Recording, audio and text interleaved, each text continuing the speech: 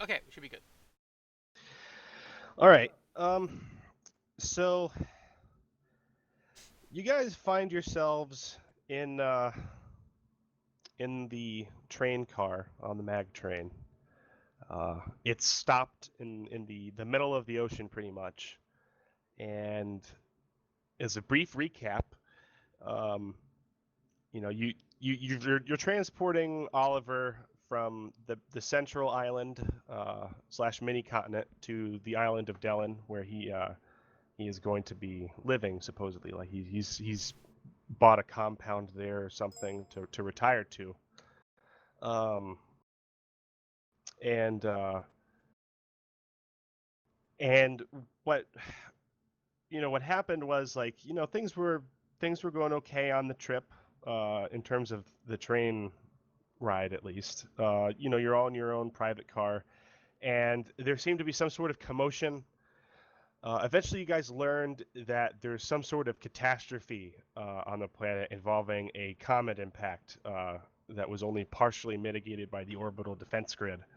And now there is like this severe tsunami warning for your area. Like the train is locked down, come to a stop. It's locked itself to the rail.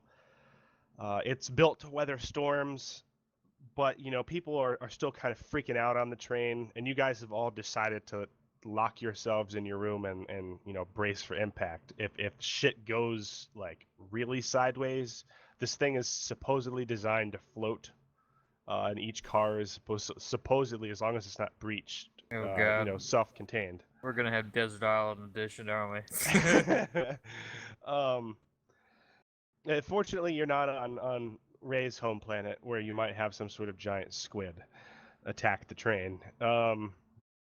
You just have to worry about Ultra Lobster.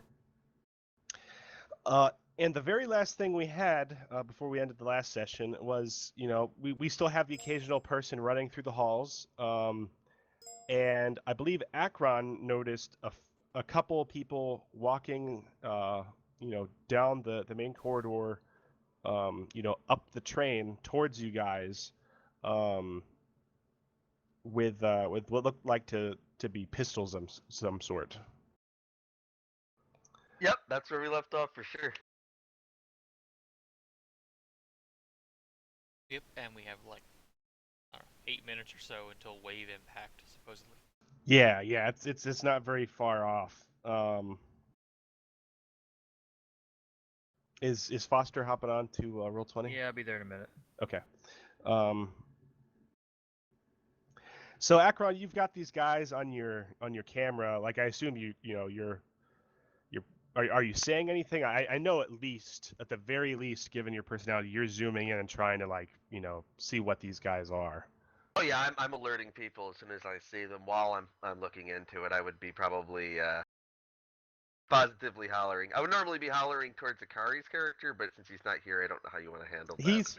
We're gonna treat it as like he's here, and he's gonna be taking logical actions. He's not gonna be like, uh, he's not gonna be very active, but he's in the compartment.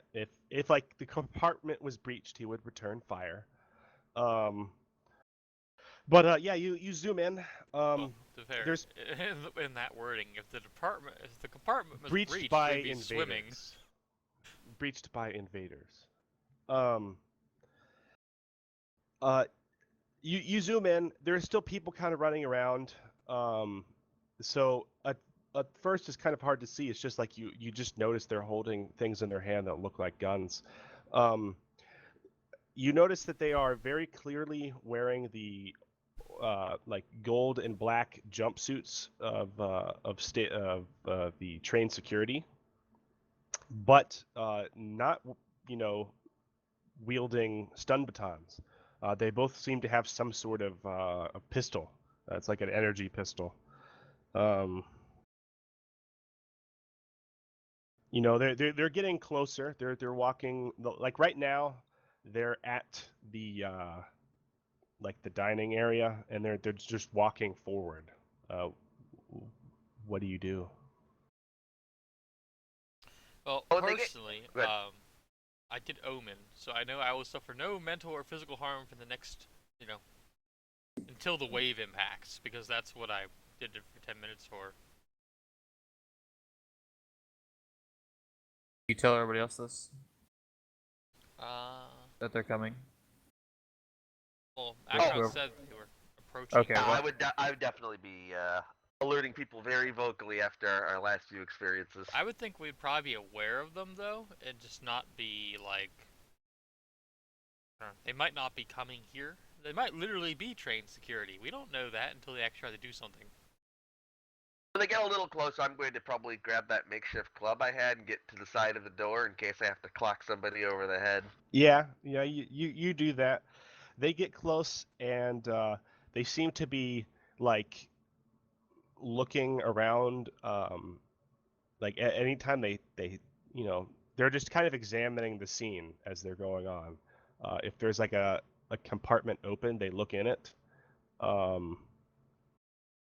You like when they like the first compartment they come to, it's open. Like they pop their heads in for a few seconds, and then they leave. They move on. Yours is the next one. It's obviously shut, and you've opaqued the window on their side. So I think they like realizing that it doesn't automatically open, it's locked, and so I think they knock. One of them knocks at least. Does Can I does help it- you? Right, Ray goes. is everything okay in there? Everything's gonna- fine. I'm gonna whisper to Ray to say that she's to announce that she's not decent, not to open the door. Ray doesn't do that. Ruby would. We're checking the forward compartments to make sure everybody's okay.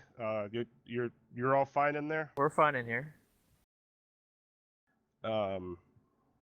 Yeah, like this. If you're looking out, like you see, it's it's a human in the train security forces outfit. Now that like they're really close, anybody who's ever seen one notices that this person has a stun pistol, or at least what looks to be a stun pistol. And he's okay. If we're moving on, and they just kind of move forward and check the compartments, and then after that they move into the next train section. Okay. Get back to monitoring the cameras then. Okay. Yeah. See that goes by. If you're looking at the screens that you guys have had up of like the train news and whatnot, and then the news from the rest of the planet, I assume you've got it all either muted or really low.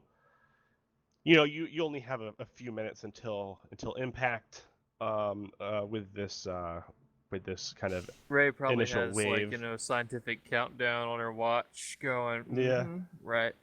yeah. Mhm. You guys have already made sure to secure everything.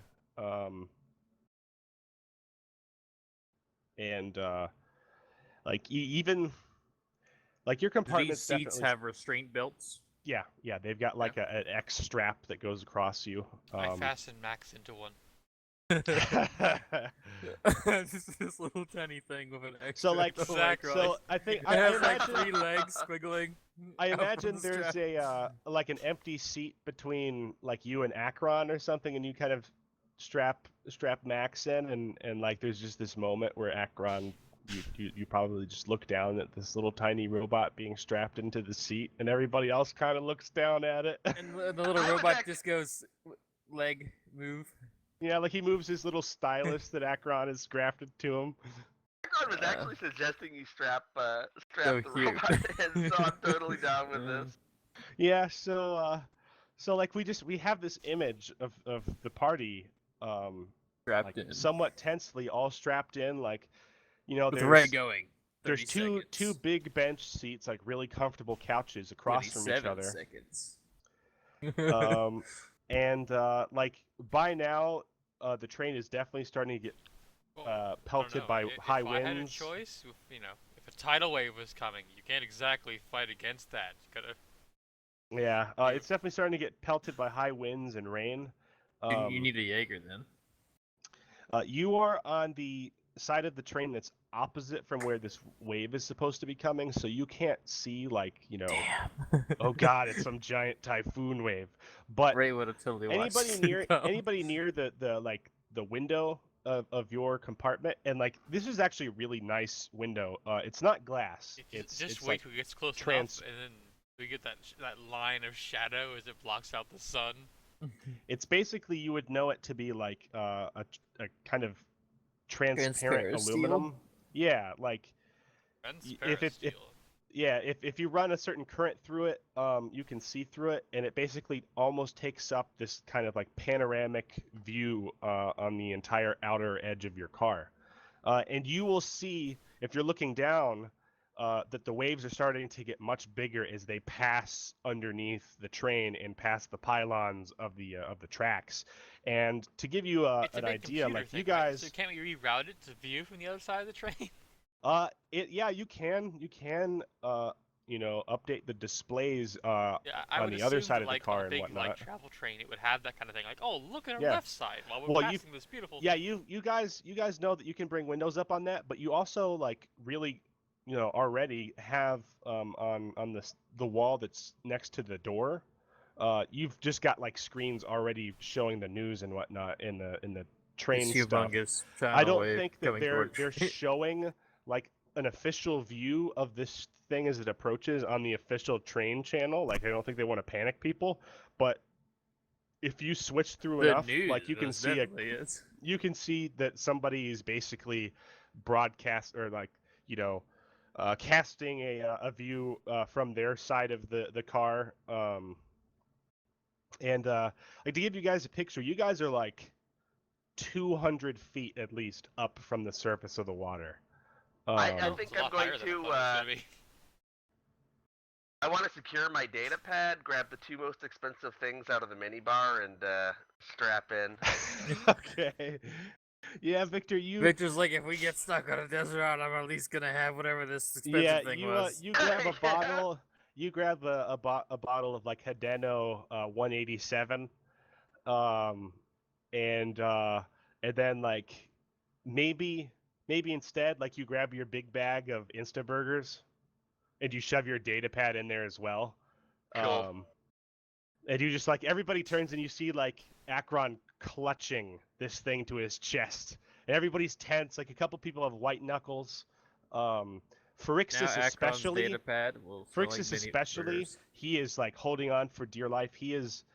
I think you guys have probably given Guys, him these, the window these seat. trains are built for this. This will be fine. So with his lower two arms, he's holding on to his little armrests, like with white knuckles, and his upper two arms, like one of them is bracing against like the wall, like behind, like Twitch's seat rest, and then the other is like bracing against the wall, He's, where, like, in where a the window corner. is.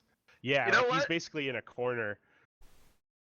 I think Akron is going to start taking shots because he's heard that slightly being intoxicated will help you kind of through a traumatic incident like this. Oh, if you're dude. strapped in. Um, Rather than bracing hard like he is, he'll probably break his arms. Marcus sees you doing that, and he totally joins in. He doesn't take a whole bunch, but he'll like look at you, and he'll like look down at like an empty shot glass. Like, do you pour him a glass? Absolutely. I The wave can't hits I can't imagine Akari Alcohol See, flies playing through everywhere. this situation and not doing this. He takes the glass, I and can see it Marcus now. just You're gonna- puts you- it back. They're pouring shots for each other, and then the wave hits. It's like, oh god. He just takes one. He takes one. He slams it back down. And he just, he relaxes into his seat. Oliver's just kind of trying to be calm. He actually looks the most calm out of anybody. Anybody who knows anything about the Galactic Marines knows that they drop like in some seeds of shit. serious conditions. Like, they drop in orbital drop pods. Sometimes they jump out of drop ships in space, and like it's nuts. So he's been through some shit. Yeah, the like, at first you basically only see haze, and it looks like the waves are much lower than you guys are. Like, it looks like it's not even gonna really hit you. Then Um, the big one comes. and then like you realize that this haze in the background is not like just fog, like it's the cap of like an immense wave. Um, and I think there's like a moment where all of your stomachs probably bottom out when you realize that, oh God, this thing is actually like we're like 200 feet over the surface of the water, and this thing is actually over the top of us. Oh god, Um, we didn't sign up for tsunamis, damn it. yeah, I and think I'm gonna there's cap my bottle of booze and turn my music up as loud as I can and brace for this. there's a moment of just 20 seconds. utter shock as wind and water and force hit the train. Can Right everybody? right before it hits, Twitch is gonna comment, well, at least we didn't take the boat. Yeah, yeah. maybe Akron, you have like an image of yourself just sinking to the bottom of the sea in a boat. Will everybody please give me a like a physical effects save? Physical Dun, effects. dun, dun. What would that be? For Yours, you and me, Akron, is a 16. 16. I mean, I just rolled d20 One then, D, or? yeah, Yeah, 1d20. 1d20. Oh, okay, that's what I was wondering. Thanks. I would have thought I would have had a worse physical save as a psychic. 13's not overly bad. Oh man! Holy crap! Holy shit, Akron. Maybe you were Oh, right on the me. money about drinking. What did I do wrong? Oh, I didn't put a space. Ekrad's buzzed and blaring his music. He's All right. riding the wave. Did anybody fail? Twitch did. Ray. Okay. Akron, like you gulp this last shot of Hideno 187, and you slam it down. And you're bracing yourself. You're like, and the wave is not actually as bad as you think. Like, it totally washes over the train, and like it jerks the train a little bit, but apparently the shocks that like attach the mag couplings to it like have a built-in amount of give, and so it sways a bit and it sways back and forth, but then like the wave passes over and there's this rushing sound and but like you're totally fine, Akron. Like maybe it's the burning in your esophagus of this drink, but like you just weather this and you're like, wow, that was surprisingly easy. On the other hand, Twitch, you immediately throw up. You're just like, you are not used to waves of any sort, like whatsoever. Ray, I think you probably get seasick. But like you're used to this sort of thing, at least mildly, coming from the planet you do, and maybe a lot of what happened here was like you were anticipating something worse than what it was, and like you feel really queasy, but you don't just immediately throw up. Like maybe you taste some bile in your mouth, but Twitch definitely like belts one out over the table. Who's sitting across from Twitch? Let's see here. I think so. Akron is sitting next to the empty seat where Max is. Well, I'm so next he's to beside Phyrexius, Twitch. so it's probably. It's I'm probably It's probably me. It's not the window and seat. and It's since who you Marcus cross from that. is seated across from So whoever is Akron, across from me it is in the yeah middle. it is Ray. It is Ray. Who is right next to Oliver. And yeah, I think Ray, your shoes and maybe your knees get a little bit sprayed. What do you remember what you were eating during lunch, Twitch? Did you have Ultra Chicken? Lobster again, or was it chicken. burger? Oh, yeah, he had chicken. That's what it was. Oh yeah. So God. So bits of chicken and like whatever sauce came with that just fly all over the place. You see like the little hologram that's in the center of the table. It like winks and like fuzzes and stuff as all this detritus from his mouth flies through it and splatters on the table. Ekrad's got a sneer at the thought of having to clean up the Argus web. Yeah, That's not yeah, at the like table. that's is it? another thing. Oh, it's on me. But Twitch and Oliver both have this like on view in their Argus web. So like once again we have a perfect recording of somebody throwing something up out of their mouth, either because they were shot or because they threw up. At probably 10,000 frames per second. Yeah, like ultra fine grade. And so like you guys hear this like That's this going on rush. Space Tube. Yeah, this you hear this rush over the train, and then like it eventually subsides. Not totally, but you realize that like the wave has passed over the train, and now the Are kind we of underwater? Is the the important rushing you're note. hearing, the rushing you're hearing is actually just like an extreme amount of rain.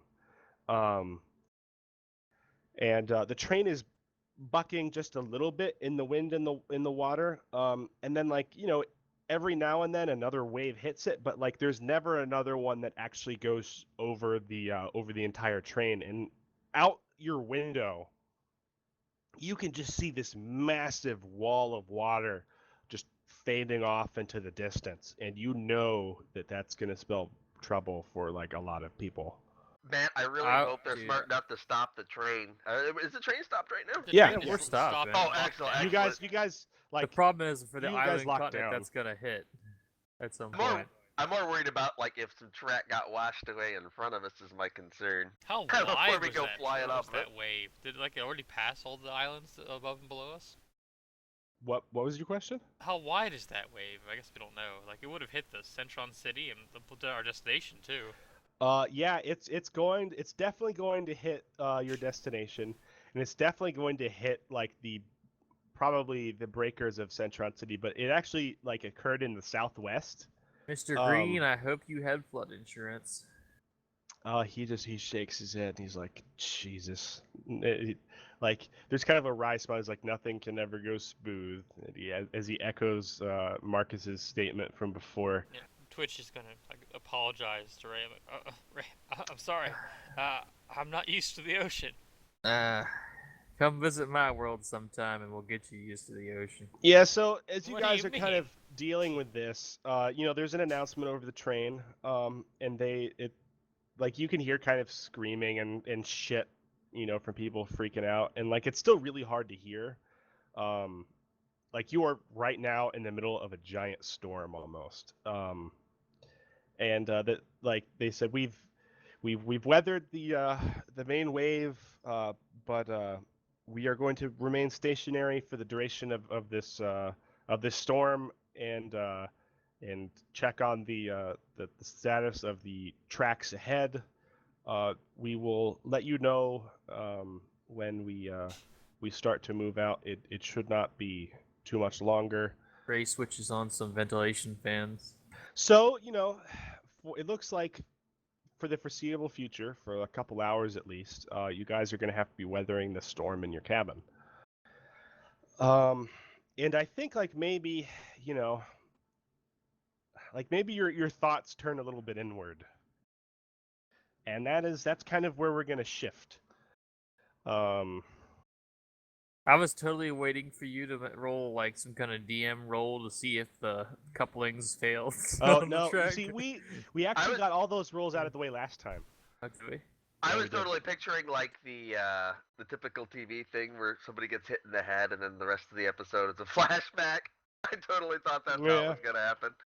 Yeah, if we decided to go ahead with this, that probably is what would have happened with Marcus. But yeah, just a quick aside, not to break everything, but we had 3 rolls last time. One of them was a 1d100 to determine where on the track this occurred.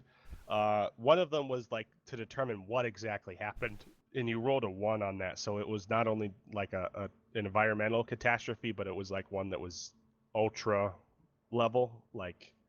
It was Like, one of those. it What are comes we from supposed to do space. about that rolls? I was like, it's a 1. God, it's like a meteor or something. And then the last one though is the one that was really important for you guys. It was severity, and you guys, you fortunately rolled something that was not going to kill you.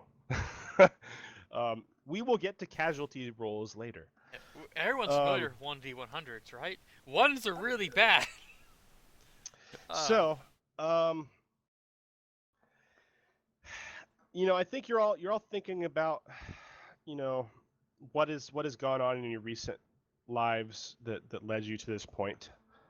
3 months ago, you all kind of had experiences that led you to where you are now. of various degrees. A lot of them were somewhat traumatic, especially for those of you who are in the freighter business. Uh, but yeah, we're going to pick up, and let's see here.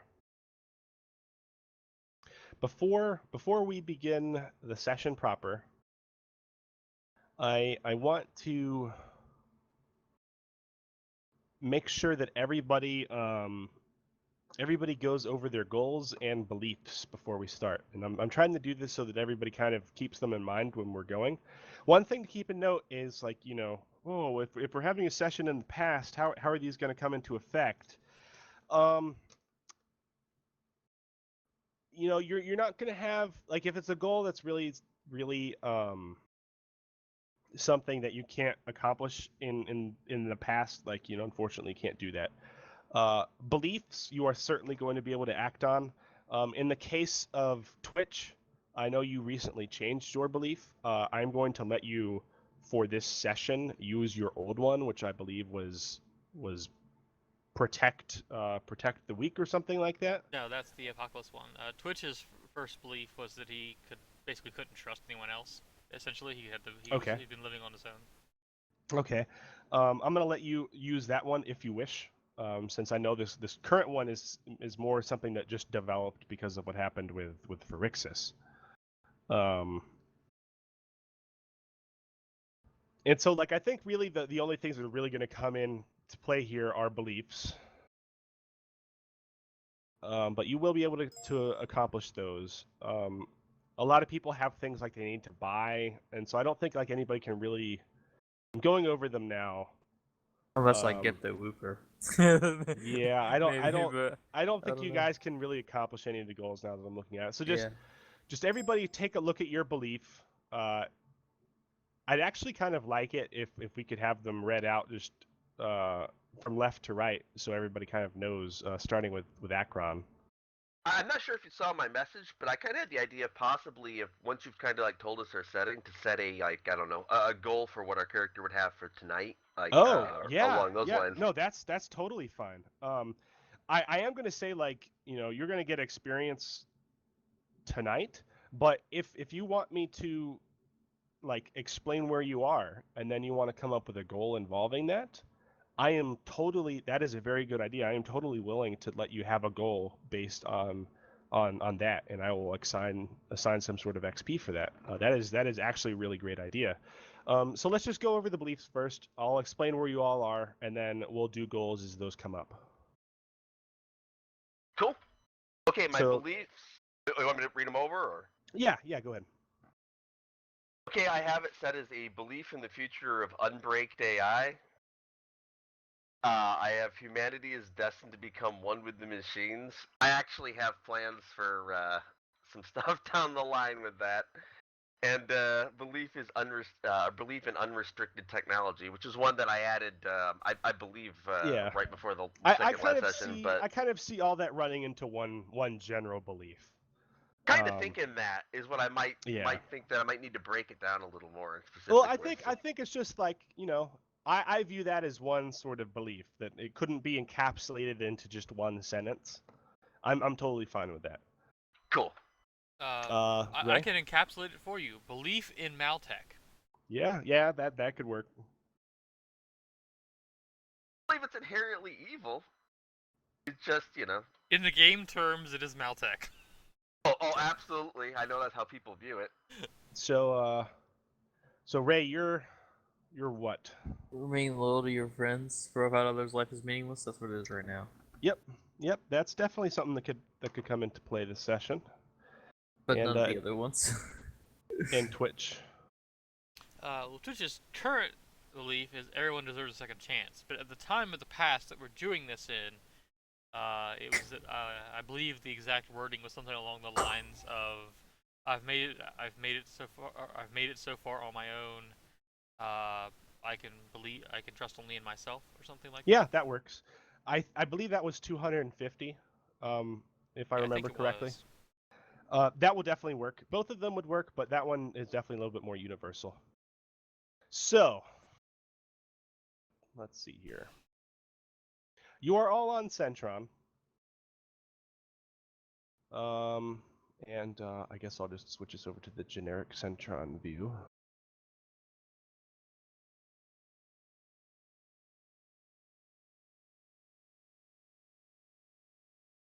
Well, at least Centron's population was mostly orbital, but the people on the planet are still kind of in rough shape. I'm just curious on the spreadsheet. How did you do those sections where you can like break the columns down, like just for a couple rows?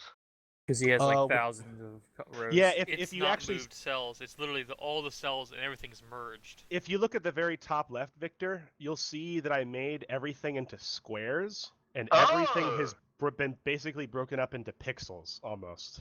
That is a very clever way to do it. I did not realize that's how you had it set up. Yeah, That's pretty that was awesome. a lot of work, That was the but- only way I could figure out how to do it. That is a really, really cool idea, Because man. if you look at the top, it goes A through Z, and then it goes AA through AC. Yeah, it goes to BY. yeah, Wow, yeah, you that know, was I the only didn't way I notice could that figure before. that. That's really cool, man. Really like Yeah, that. it took some coming up. I'm glad you like it. All right, let's see here. I think we're starting with Ray. Ray, you are on. Let's see here. Ray, it's been a month and a half since you have come to Centron 5. For current reference, this is a 1 month before our current timeline. You're currently on Orbital 15. It's one of the larger, like kind of one of the original orbital stations. But this one has been in a little bit of disrepair for quite a while. It's kind of on the opposite side of the planet that like the main shipyards and everything are, where all of the primary activity goes on. So like it's been seeing some lack of trade and Lack whatnot. of love. Yeah, it's starting to get a little bit run down. Most importantly, there is not a lot of order here. You know, when you left Correus, you were pretty thankful to just get away from the Whooper alive. Is that what it's called? I had it down Yeah, as yeah, S14 something. Well, no, yeah. S14 was the system. I can't remember the entire one. The planet was Correus. It's just like a backwater planet that had hardly ever been explored. It only had like a small outpost of like a couple hundred people. I do have Correus written down. Yeah. I just What you didn't know is when you booked passage to Centron to try to figure out what you're going to do next, gather some more resources. What you didn't know is that you had contracted some sort of bug when you were there. Fortunately, it's not contagious. But like, man, you were really sick for several weeks, and when you got to Orbital 15, you were really down. Like you could hardly take care of yourself, and you did not have a whole lot of money. You have professional tech medical skill. Yeah, but this is something that you have never encountered. You basically determined that like by studying your own biology on the trip and studying the virus that had affected you, that like it would run its course, and it was not fatal and it was not contagious. It's just like you were going to be sick for a while. Next. And so like you, for like the first couple of days on Orbital 15, you were just like basically sleeping, like on benches and stuff, until you were taken in by a kindly Riolan family. You met them at, ironically, the only ramen shop on Orbital 15, which they run. Funnily enough, I think maybe you went there like hoping for a taste of home, and it's this kind of kindly Riolan couple who kind of took pity on you, and they gave you a room in their very small apartment. It didn't have to be a room, just like no couch or something. They gave you a room. Like, they don't have children, and like they seem to be the parenting sort, however, and like they really insisted on taking care of you.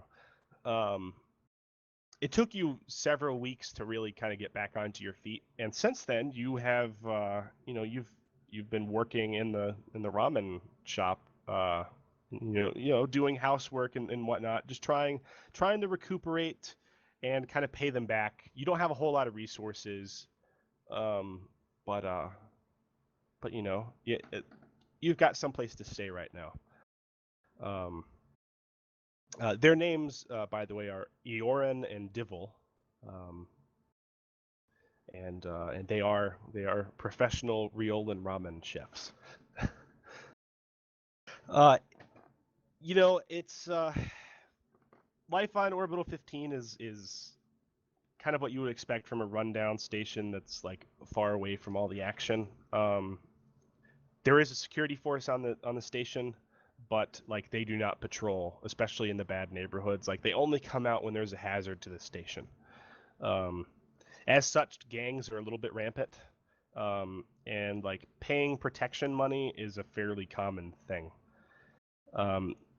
When you were down, you didn't really notice it, but now, like over the last couple weeks that you've been working there, like you've noticed a few tough-looking people come by the stand, and I think maybe you probably asked Eorin what was going on, and he waved it off. He said, "Oh, it's nothing. Just somebody from the neighborhood." But I think you've been probably putting together that like Eorin and Divil are being pressured by some sort of local gang. So, I guess following Victor's suggestion, would you like to make some sort of goal here? If it's too general right now, I can tell you that you will get experience just for the session. That's not normal, but that's what will happen. Do you think Ray would have some sort of goal at this point? I'm trying to think of one that I could actually do. Go ahead and introduce someone else and we'll come back to me. Okay, yeah. It's perfectly fine. Twitch, you are actually down in Centron City. On the planet. You've been here like quite a long time compared to everybody else. A little bit over 2 months. And you've like managed to scrape together enough money somehow to afford a cheap ass bachelor apartment in the Dijak district. We've all seen Twitch's apartment. It's the same one. You've been barely making ends meet, and correct me if I'm wrong, but like I think you've probably been staying mostly to yourself. You don't seem like the outgoing sort, Twitch, and you're on the run, so maybe you go to work somewhere, or you try to find a job, and you come back and you don't interact with a whole lot of people. Does that sound right? He's about right, yeah.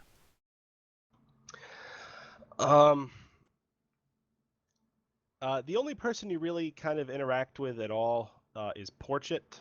He is like the janitor for your building. He's a Priothan. He's kind of a millipede.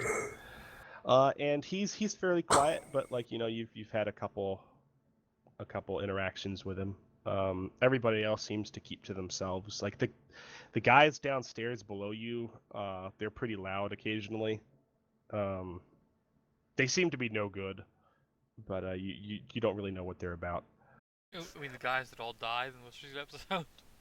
Yeah, those guys.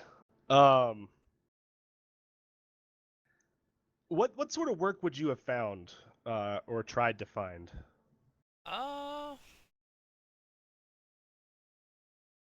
Probably. Like, I assume you're trying to keep low.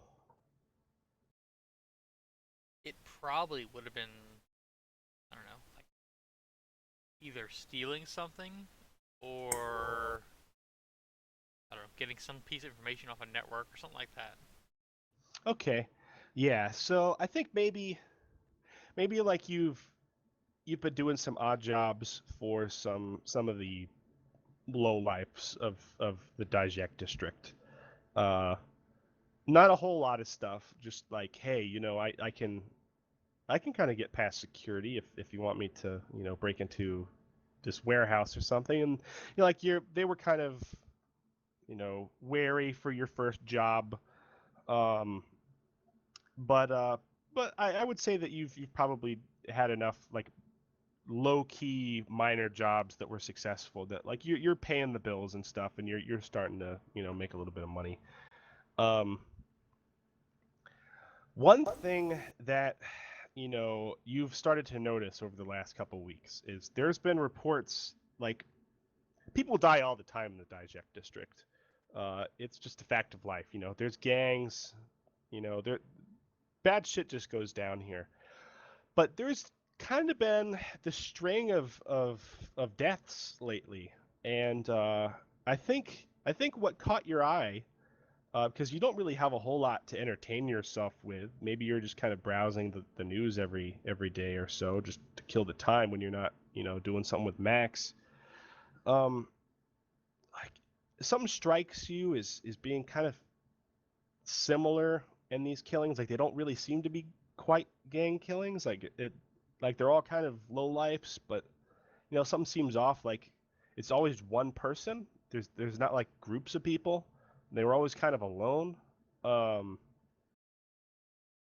and I think like it's hard for you to really understand. You just kind of have like a tingling in the back of your mind, like that specific part of the back of your mind that does the weird shit, like the things that let you move things with your mind and see things. Um, you get kind of the sense that like there's just something more going on with this. And like oh, I think maybe one day when you're looking at these things, and you've been making kind of a hobby of looking at the news, you realize that you don't think these killings are gang related, and furthermore, you don't think these killings could have been perpetrated by a normal person. And by normal, I mean it looks like these people might have been killed by someone with psychic powers. Um, it, what do you do anything with this sort of information? Like this is just a hunch to you right now. I would probably take note of it. I doubt I could do anything about it right now. Unless it's like directly threatens him at that time, I probably wouldn't do anything. Yeah, the only notable thing is like it's all in and around your neighborhood and like the neighborhood nearby. The security forces have been investigating, but Any pattern to they the don't spend people a whole that, lot of. other than the being generally low life, there's any pattern to the kind of people that it was after? He was after? She? Maybe Whatever. maybe you can look into that. Like it, I think all you've basically put together is just like they've all been kind of in places where they were like not easily visible from like the street, or at least if they were on a street, it was not like someplace that was crowded, and they seem to have been just singular killings, like one person. That doesn't really strike you as common with gang violence. And one of the other things is like they certainly don't release a lot of like forensics details, like this person was shot, this person was stabbed or something. It doesn't seem like any of these people were shot. Quite strange then. Yeah. Keep an eye on that Um, one. do you have some sort of goal you might have for this session? Uh,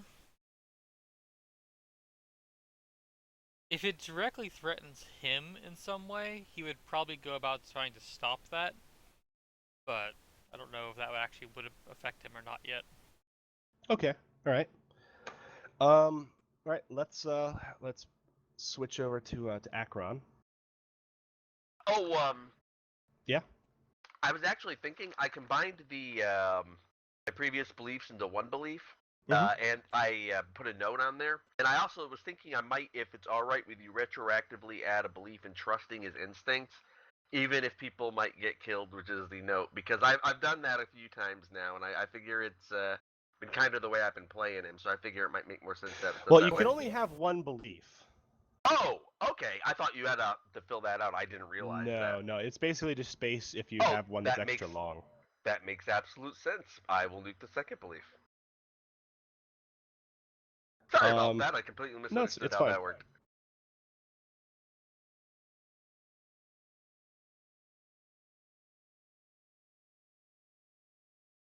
Okay, ready to go. Yeah, so Akron, you find yourself on orbital KL2.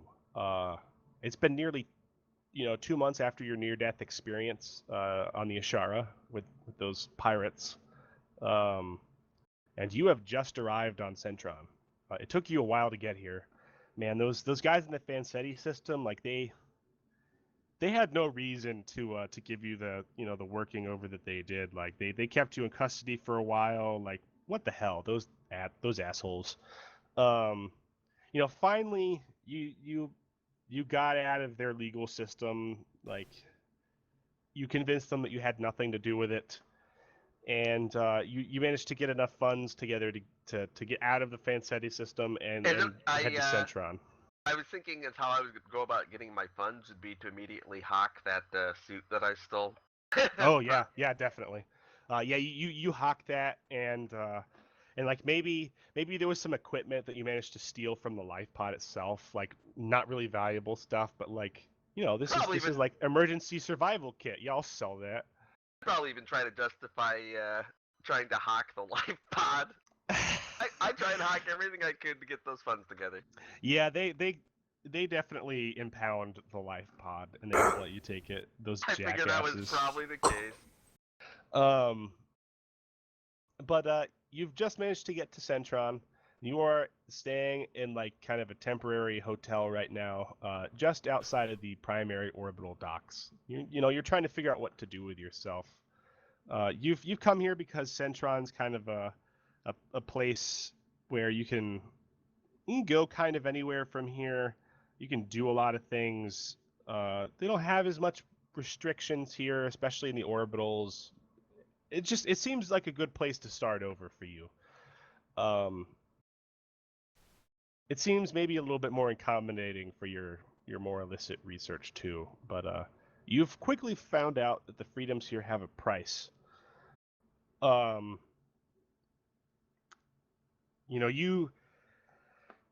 think something that I've been wanting to get to is how exactly do you interact with Sarah, and like how do you try to teach her, and what do you try to teach her?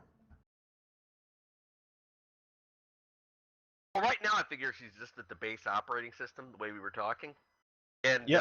I've just basically started installing, a voice, an image, some way to interact that way. The big thing I want to do is I want to make sure my data slab is always linked to my compad, so I can interact with her directly from my compad. That would be like one of the very first things I'd install on it. And like how do you go about teaching her? Like you basically kind of link things from the web or from the net, and like give her access to information and stuff, and try to do things like that. Between downloaded information and information I actually would record or along those lines and put into files. I wouldn't be talking to her to explain things to her yet. I'd probably be actually like hard programming things to analyze the image for to determine what it is, and such like facial recognition, how to pick out a person. Yeah, useful stuff. You haven't really gotten to the personal level with her yet. To get to the point where at least Google Maps is to identify things. Yeah, well, I think the problem arises when you get to the station and you try to get her to incorporate the layout of the station into like a virtual map for you to just access it at whim. Like it seems like a useful thing for you to have. Like, you say like bring up blah blah blah, like, or find something, basically making her like a Siri almost, except more responsive and less bitchy. Well, one thing that would actually fit with the timeline is I remember I was talking about doing that translator program during the intermission. Yeah. So I actually did try to hook up the ability to either translate by talking to her and having it printed out, or actually using it like a verbal translator to talk Mhm. and have it kind of talk along with me, or vice versa if somebody's talking back. Yeah, so the problem here is, you've got her linked up to your compad and you're feeding her information on the station and whatnot. The thing about KL2 and Centron in general is security is really lax here. And that was something that you were looking forward to. Like, you could do a lot of stuff. You didn't really realize that it goes both ways. Last night, during one of your frequent kind of upload sessions, uh, you you basically noticed something weird going on with your system, and like you thought it was something that she was doing. Like for a second, you had like a spark in your chest, and you're like, oh my god, is she like evolving or something? Is she starting to become an AI? Like I didn't foresee this happening so soon, but no, actually you were being hacked. Um, you once that happened, like you were outraged and you managed to sever the connection. And you spent the rest of the night trying to figure out what damage was done to Sarah and whatnot. It turns Can I out try to nothing. trace it before I severed it, or would I not be able to Yeah, do that? I'll get to that. Like you determined that it was coming from the station somewhere on KL2, but it is being routed from so many servers that you cannot readily determine where it's coming from. It's somewhere on KL2. Sarah was not permanently damaged. No data was stolen, but you know that there is a hacker somewhere aboard the station that may have proof that you are trying to develop an illegal artificial intelligence.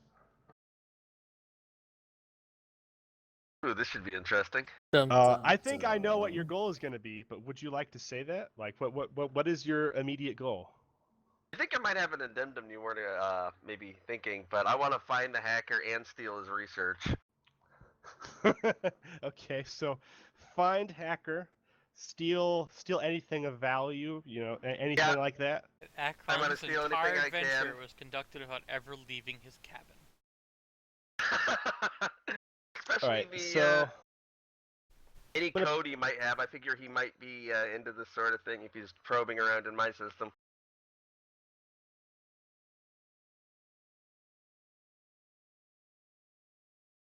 find hacker, steal anything of value.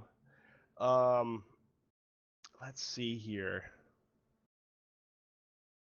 That's gonna be like a. If it was just find the hacker, it would be less. Steal anything of value, that's kind of nice. Like 450 XP. Awesome. Definitely be trying to track him down. Yeah. So yeah, that's what's going on with you. Let's switch back to Ray. Ray, have you figured out what you want to I do? have no fucking clue what I could actually do about the gang. Okay. All right. Well, yeah, it's fine. It just means you don't have a goal. We'll figure out something later. So you're in, coming down from the house one morning, from the apartment. Like, their shop is like in the bottom floor. Um, and you notice Yorin and Divil I mean, like, I'd getting like getting to ready to help open them, up. but I don't think I could take on a gang. Yeah, well, I mean, that's like... fine. You notice both of them, getting ready to open up the shop, and Divil, she's kind of got like a light magenta color fur. She waves one of her arm tendril sort of things at you and gives you a greeting. I say good morning in their language. Yes, they both respond. Good morning, Ray. How are you feeling today? Much better than I was the last few weeks.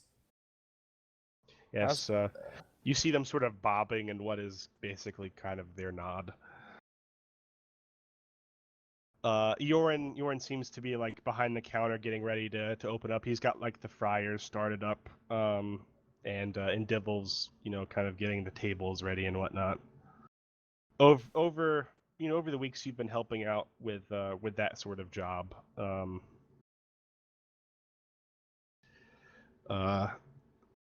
Do you plan on doing anything today? Like they definitely have not expected you to work in the shop every day. Like and you have talked with them about like you're not going to stay there forever. I think you've had some sort of conversation with them about like eventually you're going to try to find a way to get off the station or find what you're going to do next. See, like, I'd like to help them, but security is lax here. I have no money, so I can't hire somebody to help them.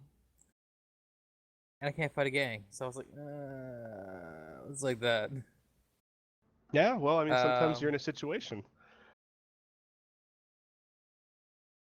Like, you got to run with it.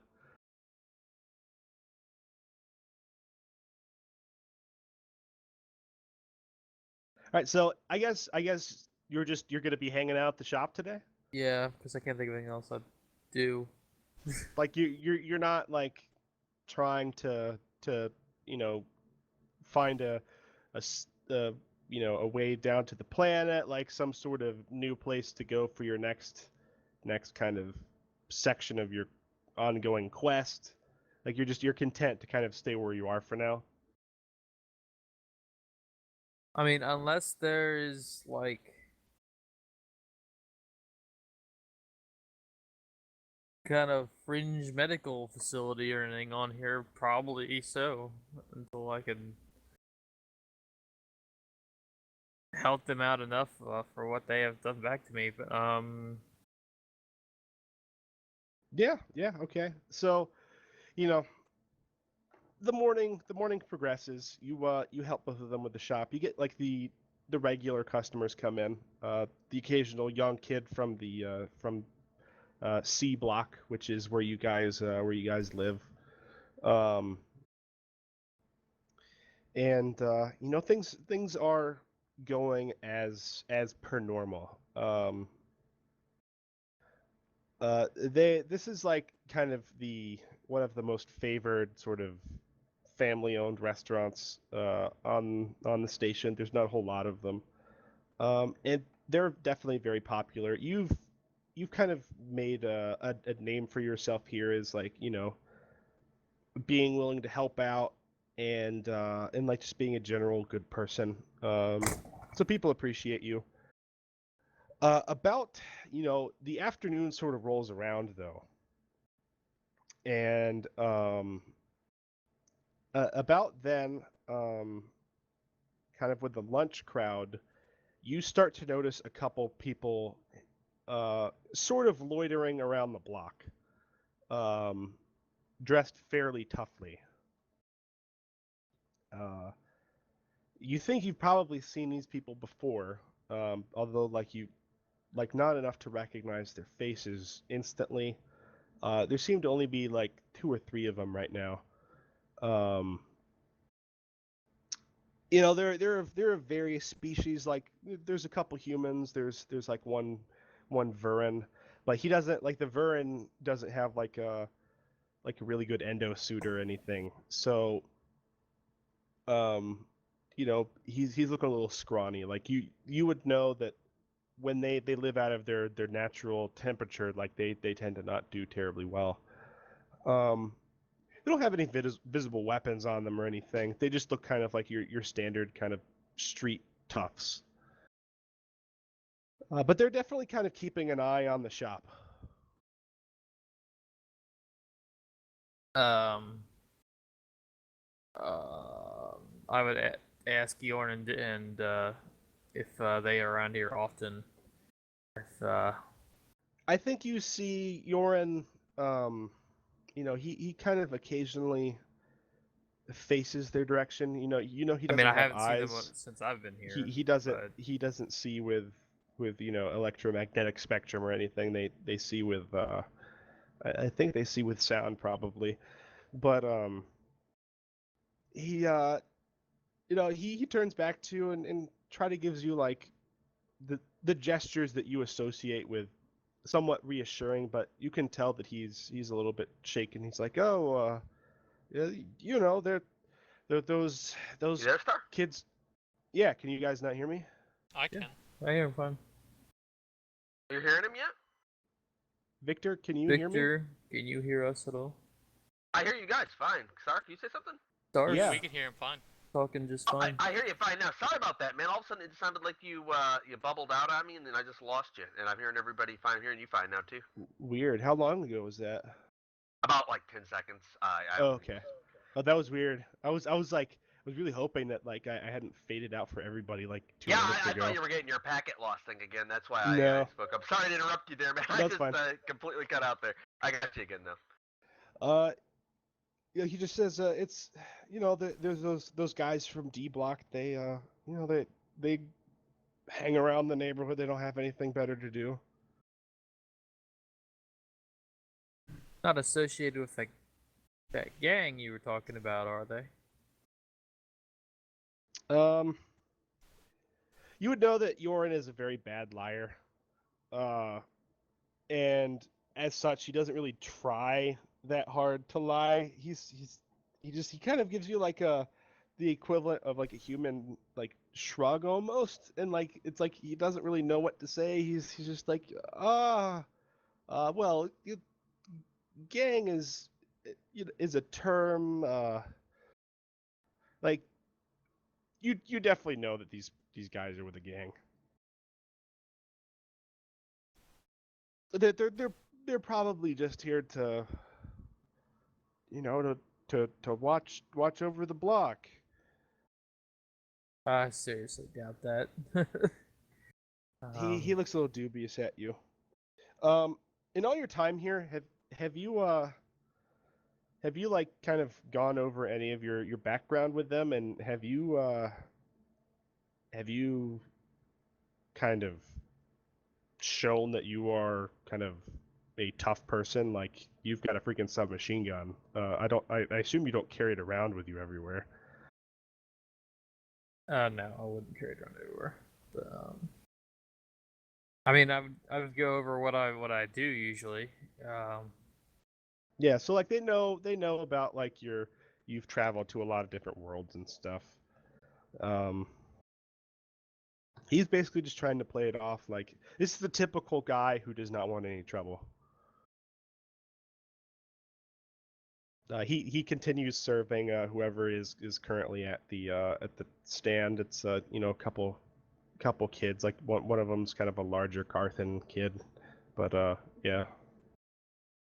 You can, looking back, you see one of the guys has moved off and has walked away, but they seem to have taken note of you. Okay. So I'll just continue to go about my business. all right. With the, So back to Twitch. I might like stash the SMG behind a counter somewhere. Okay, yeah, that's probably a smart thing to do. That might not fly terribly well with Yorin and Divil, but depending on how you do it. Twitch, so you're trying to work your odd jobs, for the local thugs. I think today you have been hired, quote unquote, to like there's an apartment. What were you saying? He said he's gonna be right back. Okay. There's an apartment that seems to be like abandoned, just up the block. Like it seems like maybe not abandoned, but like the owner might be out of town or something. I think you've probably been tasked with going to investigate and see if there's anything worthwhile. All right. So yeah, it's just a couple blocks from where you live, really. This is a highly kind of industrialized, fairly populated place, but like it's run down and like there's plenty of privacy if you know where to look. There's back alleys and stuff. The specific building you go to, it's like a 4-story tenement.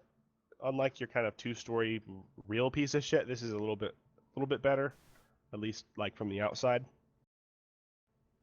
You have been told that it's on the third floor, in room 312, and it's just like it seems like the person has not shown up for some time. Okay. You know- Visible from the street. It doesn't have like an external stairwell like yours I don't does. need Like a stairwell. I just want to know if it's visible from the street or not. yeah, it does. It's got like a balcony, not like a really nice one, but and it's very very small. You would basically there's a couple of ways in, but they all basically lead to like a lobby that's not manned by anybody, and they you got elevators and stairs and whatnot inside. But the place is technically visible from the street. Okay, so I won't be using my rope and telekinesis to get into the window. Yeah, you're breaking up super bad.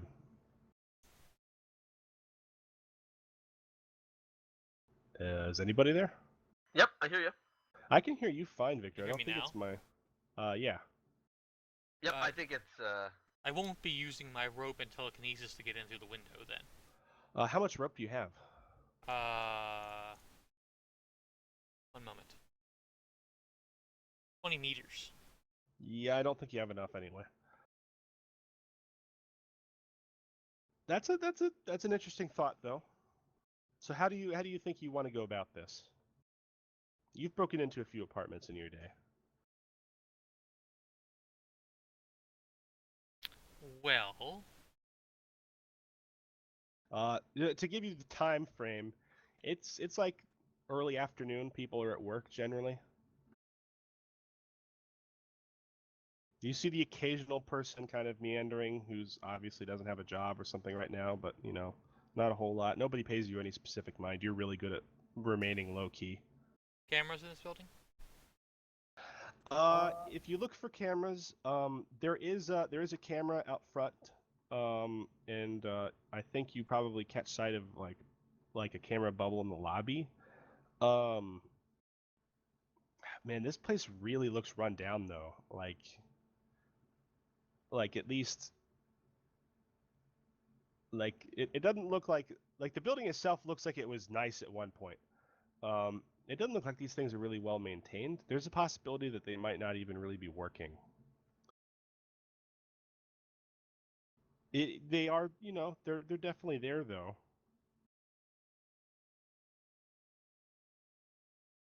Hmm. That said, there's enough people that live in this building that I think that's just something you would keep in mind. I don't think that everybody knows everybody by face, and there doesn't seem to be some sort of security guard anywhere. I guess I'll make my way there on the inside. If there's a camera on the floor that can see that door wherever I'm going, I want to have Max see if he can disable it. Okay, yeah. So you enter the lobby. It's you've got like your space linoleum floors that are really worn. One of the elevators is broken. The other one goes. Do you take the elevator? Do you take the stairs? I think I would take the stairs. Okay, It's only on the third that's fine. floor. So you go into the stairwell. The the bottom door, as you're entering, kind of squeaks fairly noisily in the stairwell, at least when you're shutting it. But other than that, like it's fairly quiet, and you haven't seen anybody really. You go up the stairs. It's like a concrete and metal stairwell.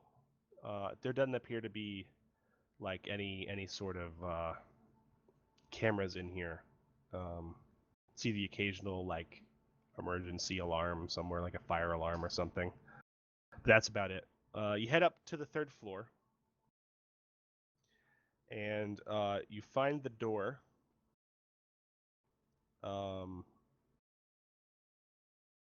and you pull it open, and you merge onto the third floor.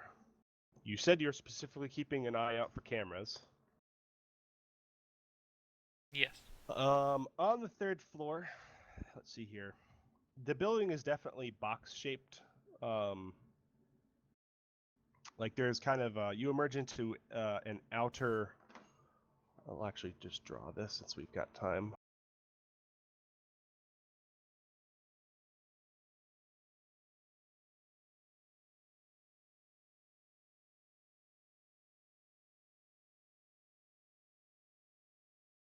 You said it's on the third floor, right? Yeah. So 65 feet of rope is not enough for that then. Yeah, you already said that. Never mind.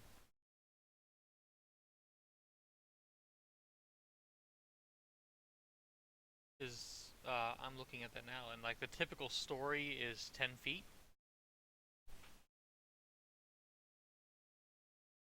And I have 65 feet of rope. Yeah. Oh, you said meters, didn't you? Yeah, 20 meters, which is 65 Okay. feet. Yeah, you definitely did have enough rope then. If is that how you want to do things? But if it's on the street front, no. That's why I asked that first. Yeah, it is. So we're still here where we are now. So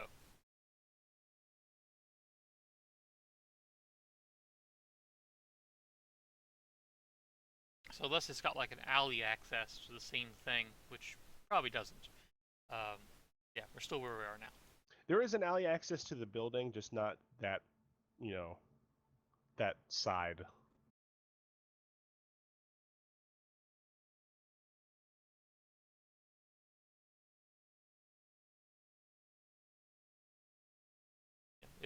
I looked it up because it's one of the original reasons why I bought the rope in the first place was to do this kind of thing, but it can't be done with this building, so.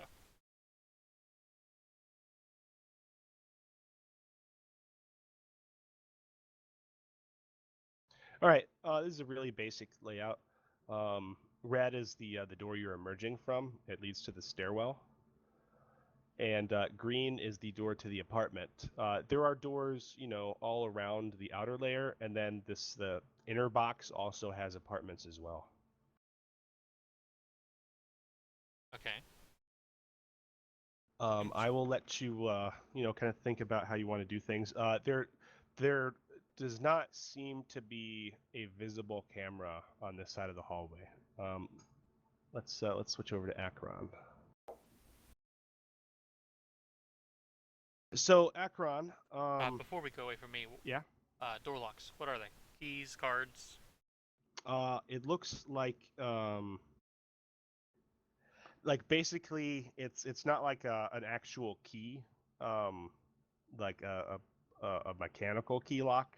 It's like you insert and it's not like a key card like we have today. It's like you insert it straight in, and it's not like a big card or anything. It seems like to be something small you carry with you. Key?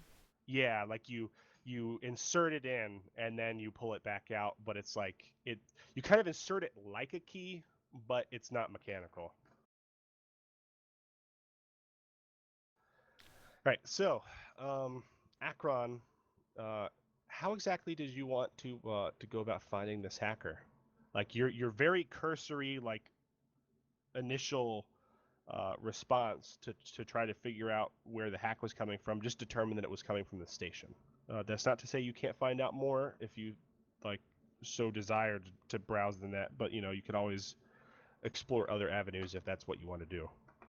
I would probably go to any hacking forums or chat rooms in this kind of group and look for somebody that's mentioning something at first before starting to maybe.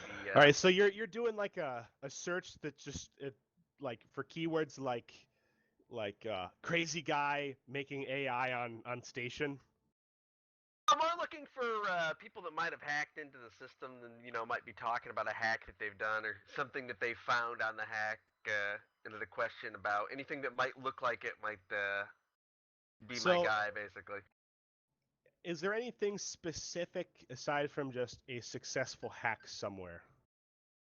Yeah, specifically anything that he might have seen on my system. Anything about anything about AI development, anything about Sarah, anything Okay, so about any questions that might remind me of something to do with my system, basically. so any If they got knocked out hacking quick. references that have something like within the last several hours, the last day or so, referencing AI. Yep, especially looking for people that might be asking questions to try to figure it out themselves more than anything else. That's what I figured they might be online doing. Like, I saw this thing. Does anybody know what this might be? And that sort of thing. Okay. That's definitely going to be If that fails, computer's role. did you say it's not going to be a computer's role or would be a computer's role? Definitely a computer's role. Okay, definitely. Let me roll it right now here. 1 second. Wasn't sure if I would need to and roll and investigation or something. And that'll be intelligence. I don't think believe there's that would actually be an investigation check, is there? You know what? There isn't. I wonder what That's- skill you would actually use for that. Yeah, I guess know. perception. You could have like profession investigator, but that's kind of like an actual profession. So yeah, 2d6 plus 2, it looks like, right? that looks correct. Cool. Oh yeah. Yeah, that's definitely enough. What references are out there? You get which is, let's see here.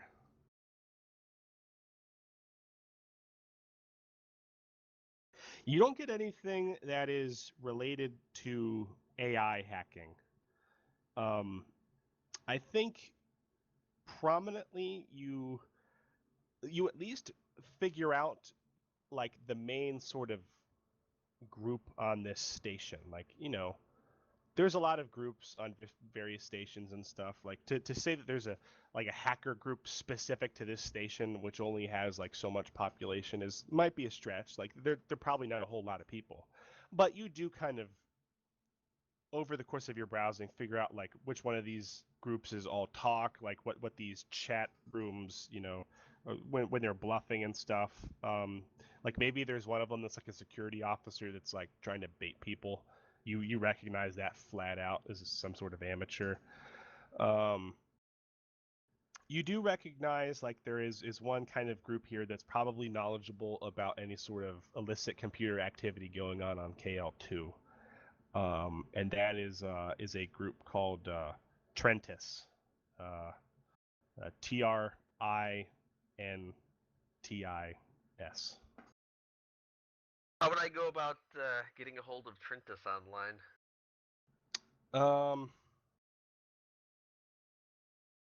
Well, it's really up to you. Like, you find you don't have like a list of all their members or anything.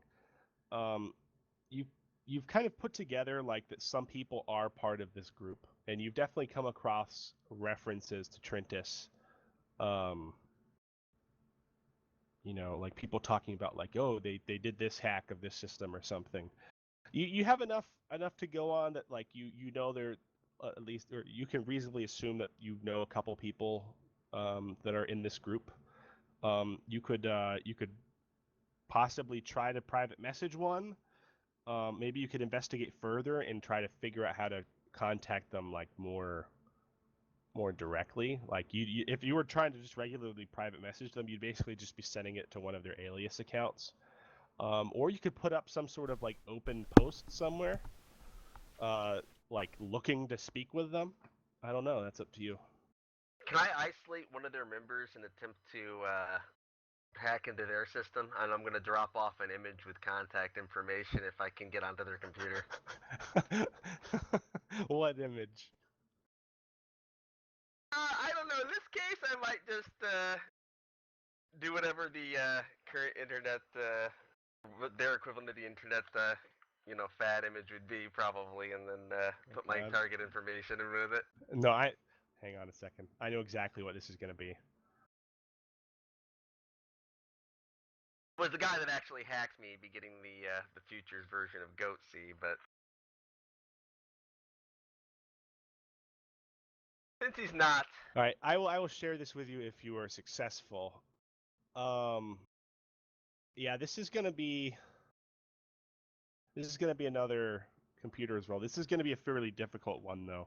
Like you're having you basically are trying to find this guy by like attacking one of his accounts, trying to break into one of his accounts and seeing if there's any information at all, like linking that account to something else, and you're basically like trying to backtrack this all the way to like his personal server or something.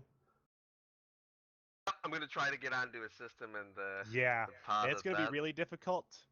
I'm gonna say, where are my target numbers? Ooh,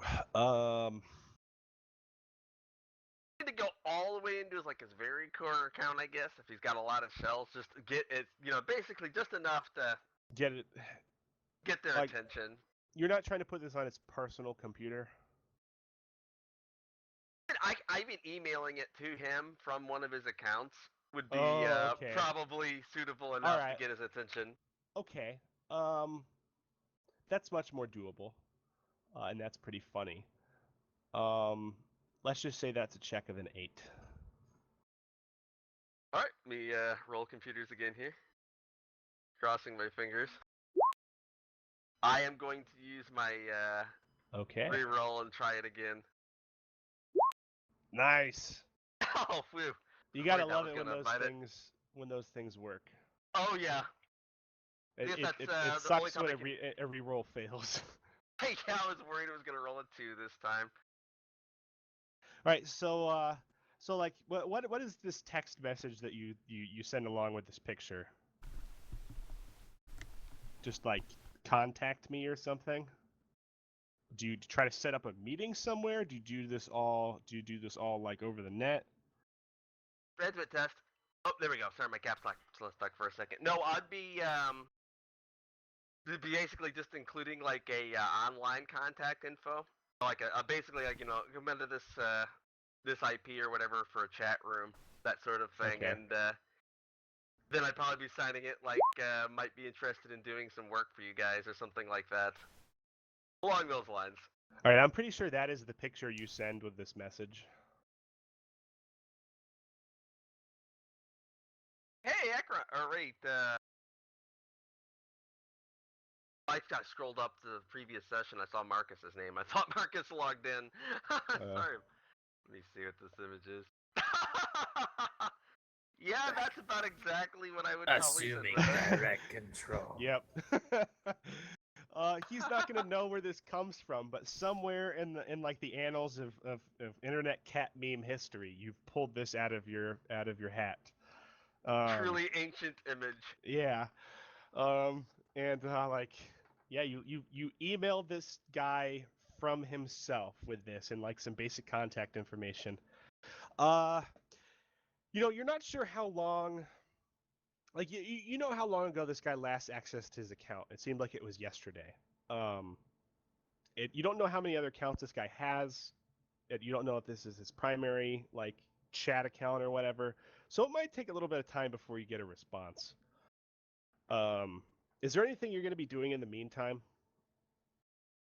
Yeah, I'll probably be getting back to coding Siri with both the language things and also see if I can do one of those really bad chat bots that acts like kind of fakes being a person, but it's probably not going to fool somebody for too horribly long, just in case it's needed. Okay, all right. So we're gonna switch back to Ray. Ray, you're in the ramen shop. Shop diner thing. Um, Is this like caboose car size or is this shop? somewhere in between. It's like it's on a station where size is a premium, so it's not like full shop, but it's not just like the tiny little roller stand that you kind of normally picture Alright, with a so ramen. the SMG is inside my medical bag, and it is tucked Like in lying a behind corner. the counter or something. It's like, the SMG is sitting behind my medical bag, which is in a corner. And specifically, where is this corner? Like, is it behind the counter, or is it just like in a corner of the room? Like you have You have the counter, and then it's like in front of a building, right? So Like you've got stools and stuff. it's like in the northwest counter. It's like behind. It's not in the customer area, but Okay. it's All right. accessible Yeah. if it needed to be. So like, do you make effort to sort of conceal the fact that you've brought this out from your hosts? Yeah, I suppose I would, and I'm not Okay. trained in stealth, I guess. If you put it in the bag before you bring it out, I'm gonna say you don't have to make a check because they're not gonna be looking through your bag. Like they might think it's odd that you have your bag out, but like they're not gonna see the gun. Is that fine? So most of my medical stuff is upstairs, and like the bag contains a gun and one Lazarus patch, I guess. Okay. Yeah, that's fine. I guess you could do that on like your lunch break or something. Yeah. You come back down, and you know that the stand is cleared out a little bit after like the lunch crowd is left. I think both of the Riolans have been taking a little bit of a needed break too. They're kind of getting on in years, so like you know they need a break every now and then. You I think you only notice one of these kind of tough guys like in the area now. It seems like the other two have disappeared. He's it's a human, male, like late teens, and he's just kind of leaning up against like a building on the other side of the square or the block from you. He's definitely kind of leaning in a way that he can face your direction, though. Not gonna buy something, you should head on out. He narrows his eyes, and shifts You've been there a all bit. day. I think you get like a look from both of the Riolans, and but they don't say anything. I think there's only like maybe one patron left. He's like at the end of the bar. It's just kind of an old kind of shriveled Carthan man, and he's kind of like you know buried himself in his ramen bowl. Like this guy across the street kind of narrows his eyes, and he looks at you, and then like he speaks up. He's like, "What did you say?" Said if you're not gonna buy something, you should head on out. This is a public street. And you've been publicly watching the shop all day, sir. He actually stands up from where he's leaning. It's like, you have a problem with that? Maybe I do. Like behind you, you can probably hear like both of the Riolans talking in hushed voices to each other, and I think Dibble kind of comes up and she's like, what, Ray, what are you doing? He's been sitting here watching your shop all day. Yeah, they do that. It's not a big deal. We don't want any trouble. Well, if he sits there and watches your shop all day, if you don't teach him a lesson, he's gonna come back with his guys. Yeah, you notice him like walking across the street now towards you. Do you just remain where you are? Or do you kind of do you go out into the street to meet him? What like it's definitely becoming a little bit more tense here now.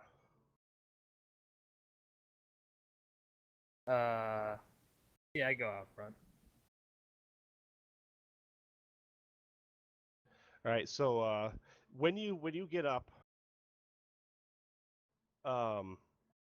like and actually leave, he like it doesn't look like he was expecting you to come out. He pauses like mid step for a second, and then he like kind of puffs up his chest and he continues to walk over like maybe a little bit faster now. He's like, what are you gonna do about it? Well, we can discuss this like civilized people, or we can get a little bit more dirty. I do have my uh, survival kit on, so I do have a knife available if I need one, but he doesn't know that. Yeah. Getting a closer look at this guy, like he doesn't look like the most healthy of individuals. Like he's not sickly or anything, but he's just like he's not terribly muscular. Um. He doesn't have any weapons. He's got kind of like a ratty shirt. What amounts to their version of jeans. They're not blue jeans, but it's somewhat But close. personally, I don't think this shop would be worth your while. It's like maybe you'll be worth my while, and he kind of steps a bit closer. And I don't think you really want to try that. he. How tall are you? Oh god, I don't know. 5'10". Oh, so you're Yeah. pretty tall for a woman. Like, yeah, you're probably like on par with him. You can see him looking you up and down fairly lewdly. And he's like definitely approaching Keep your inside eyes of up if like I your were you. comfort zone. Like he's getting within, a couple feet. I deck him in the face. Oh, okay. Roll. My -1 unarmed combat spell. If you weren't doing damage, I wouldn't make you roll this, but I feel like you really want to sock this guy. Yeah, I do. So roll an attack. Let me tell you what his AC is.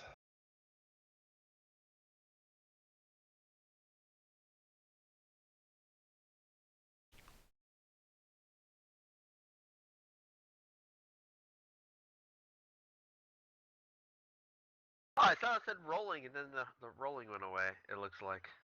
Said typing. I'm waiting for him to tell me what his AC is so I can type. Yeah, his okay. AC is actually just 9. So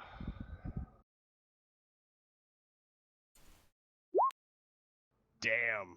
Holy Yeah, crap! you Nice roll. you belt him. Where are you punching him, and roll for how hard? I said in the face, but All right. Power of science. Hell of a nice roll, man. Yep. 1d2. All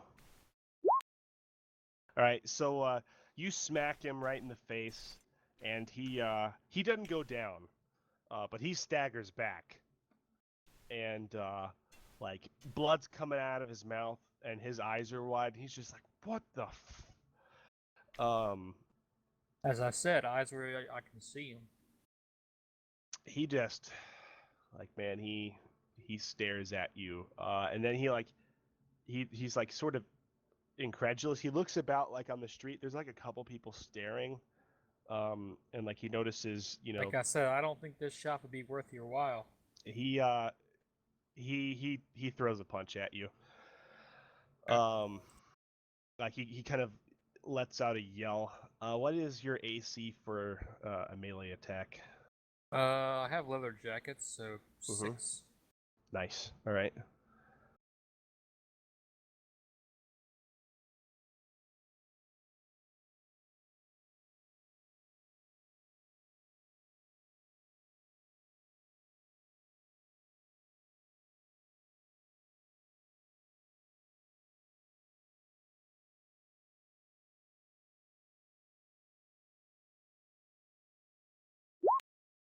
Oh, he just barely hits you.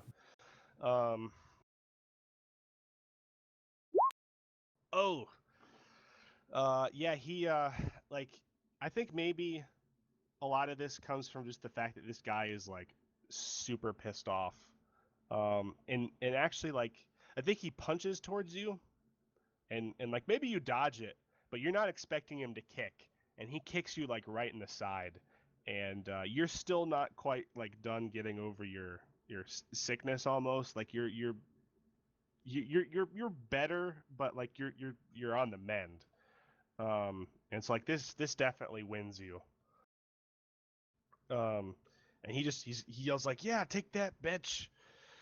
And you you hear Divil kind of shriek from inside the shop, and like you hear like a similar yell from Yorin. Yeah, we're definitely in initiative now. Let's roll initiative. I think that's 1d8 plus Dex bonus.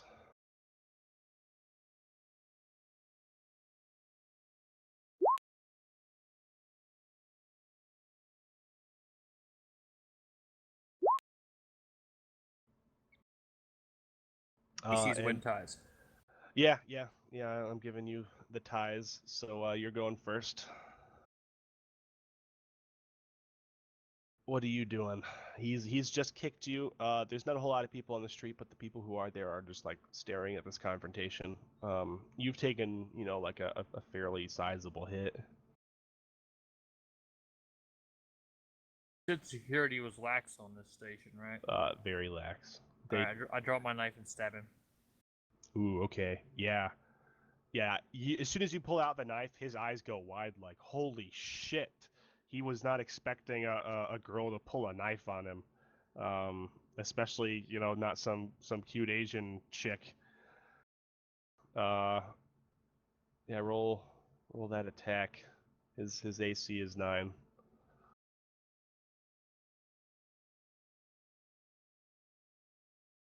Knife, I think it's a 0 instead of -1.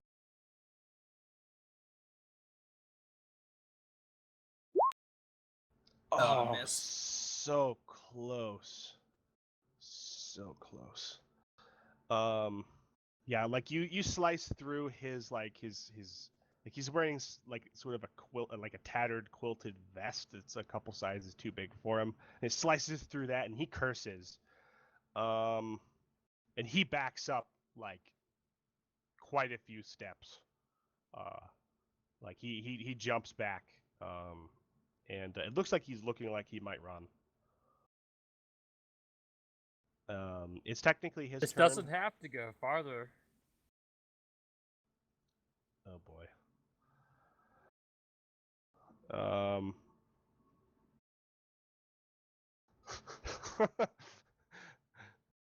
you, you have to be so taunting with what you say. I think like he looks like he's gonna run. You say that, and he like gets like a grit of determination, and like you can probably tell that like he's going to attempt like one last thing, and if it doesn't go well, like he's definitely gonna bolt. He reaches into his jacket or his vest, and he pulls out like just a rod, like it's like some sort of broken piece of machinery. Metal or something. Yeah, and he jumps at you, swinging this thing. No,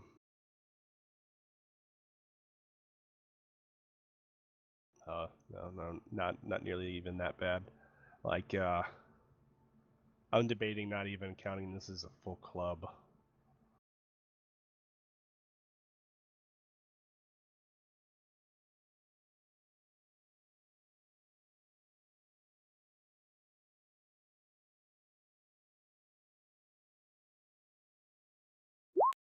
Damn, he's getting really lucky on his rolls. Yeah, he hits you. Jesus, max damage again. Holy fuck. Yeah, Well, at this point, I'm probably on the ground because I only have 1 hit point left. Yeah, he bashes you in the head. And like, you feel kind of the world swimming around you. But he like, he jumps back, like he's really wary of that knife. And I think like at this point, you like you see the scrambling form of a Riolan like flying past you. And this guy like screams out, and he's like, "What the fuck are you doing?" And he swings an attack at him. And he starts beating on Yorin, and Yorin's like attacking him with like some sort of ramen knife. And like it's you're kind of fading in and out of consciousness. Unless you're gonna do something like aggressive, he basically like he just shouts like we'll be back, and he runs off. Yorin's like injured, and he's kind of next to you. Divil comes up and is freaking out and checks on you both, and the guy who was in the ramen shop he comes out too. Coughs up a And bit of blood. yeah, like Jesus, you just got your ass handed to you.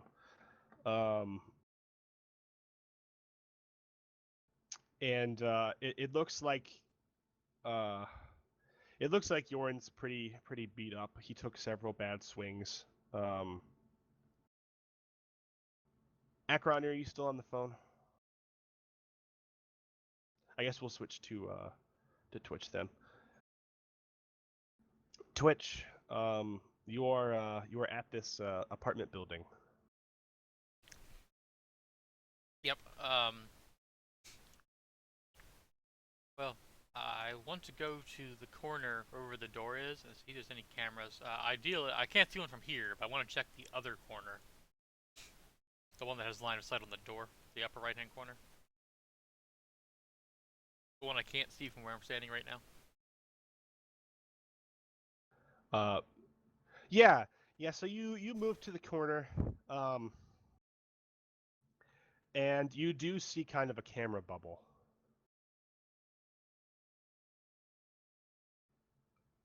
What do you want to do? I want to walk past it casually, and have Max claw. Once I walk past it, Max is going to claw up the wall, theoretically under its line of arc, if he can disable it. Yeah. It like maybe there's gonna be a couple frames of this weird spider-like thing crawling across the floor, and then it's not going to be in vision, hopefully. And you see Max skittering up, and he gets up to the camera bubble, and like kind of above it, hopefully. Like he kind of fits there a little bit, and Max has a like a little like a welding thing that he can fold down. Is that correct? He has tech pose tech, so he probably has something that he can use for that. Yeah. So let's see if Max can disable this thing, or if it is actually active.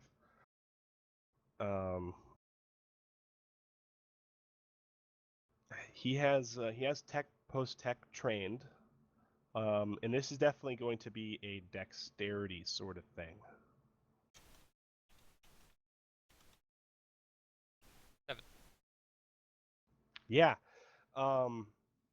If this was like a really high tech system, it would be one thing, but he manages to pry open like an access port to this thing, and it seems like this camera is on, but like broken in such a way that it's only like facing the like one end of the hall. He goes ahead and he prods the camera in like a strategic place with his welder, and it sparks and shuts down, but it's not noticeable from the outside.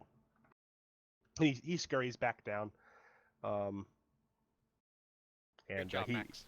he looks up at you with his little blue light, and he makes like a little woo, and then skitters back up your leg or something.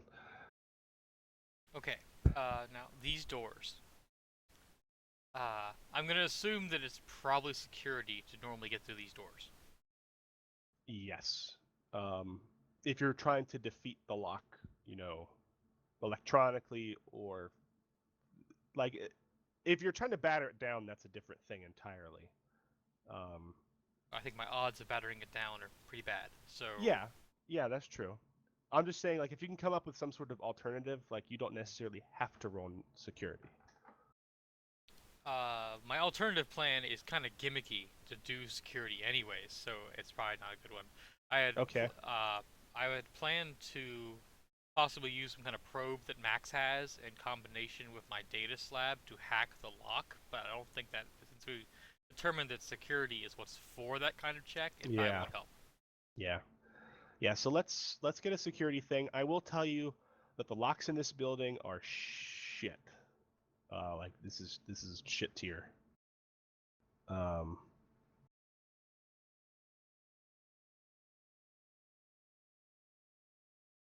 this is gonna be at a +1 because it's either Dex or Int, whatever you want to do. Hell, it could even be Wisdom. All right. Which is just straight 2d6 for me for security. Then. Yep. 7. Nice. Yeah. Rolling those 7s, man. I have a thing of this. I seem to roll the same number over and over again. Yeah, I think you kneel down in front of the door. Do you have Max on your shoulder, like kind of keeping an eye out? Yeah. I was gonna use him for the lock, but I can't use that. I would put him, preferably, probably. He can't talk to me from there, so I guess I'd probably put him in the corner, like as if he was a security camera. Microphone muted. Excuse me. Microphone Yeah. activated. Yeah, you tell him to go up the wall and like pretend he's a security camera. He like ooh, and he gives you kind of like a nod, and he scurries up, and he'll try to warn you somehow if there's somebody. Yeah, do it's you not have like very some far, sort of so... established way of communicating him from like you? yeah, There's he no way has you a can... channel to my compad.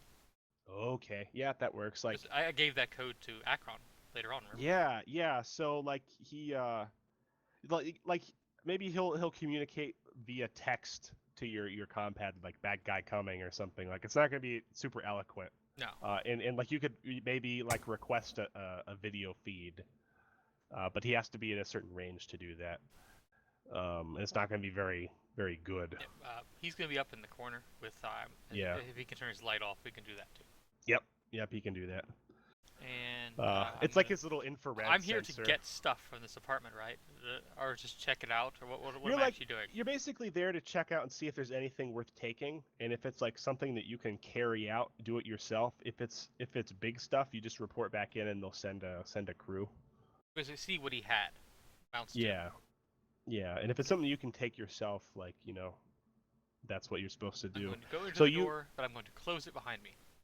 Yeah, so it clicks with a satisfying noise, like you're experienced with criminal activities, but not so much that like you don't enjoy the sound of success. And you're like, yeah, man, I got that one first attempt. And you close it behind you like really quietly, and you look about. The backup plan involved social engineering. And you notice like the lights are all off in this place. It's bigger than your apartment, definitely, but not super big. Across, like there are 2 doors immediately to either side of you. One of them seems to be like a closet. One of them seems to be probably a bathroom. The closet one is shut. You only assume it's a closet because it's in that standard like hotel closet spot. And it's got that size door and everything, and it doesn't look like a full room door. The bathroom, slightly ajar. Lights are off in there. You can obviously see that it's a bathroom. It's not a very big one, but it's actually nicer than yours.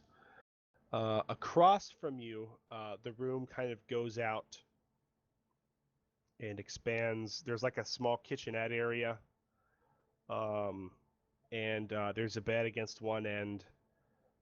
There's a desk, and there's a data slab on top, like basically their version of a PC. Yeah, I have a data slab, so. Yeah. It could be worth some money. You kind of note to yourself. Yeah, it seems to be the the kind part of that thing, unless is there's not... something obsessively valuable, it seems to be the kind of thing that I would want. Yeah, like, I mean, you're not here looking for 10,000 credit items. You're like looking for stereos to boost, basically, like that sort of thing. You see a couple dressers. This place, there's not like a whole lot of overt wealth to this place, but it does look fairly well kept. the complete like facing wall is just one big glass wall almost that leads out to this balcony, and it's got like shades that like plastic shades almost that kind of they'll adjust to let light in if necessary, and they're all kind of at an angle to where it's only letting some of the sunlight in. It looks like there's a few bits of clothes around the room, but not a whole lot. Like, you don't really see any sign that somebody's been here, like, immediately. Yeah, that was on my list of questions. I didn't know if someone else had actually moved in here or not, but if it doesn't look occupied. Yeah, so what is kind of on your first to-do list? And how much time are you willing to spend in here? I do not want to spend a lot of time in here. Just general look around, see if what the information might be after. I'll probably take the data slab. If nothing else, there might be some information on it they might want. I don't know. Wallets, IDs, that kind of thing that are quick and easy to take and might be valuable.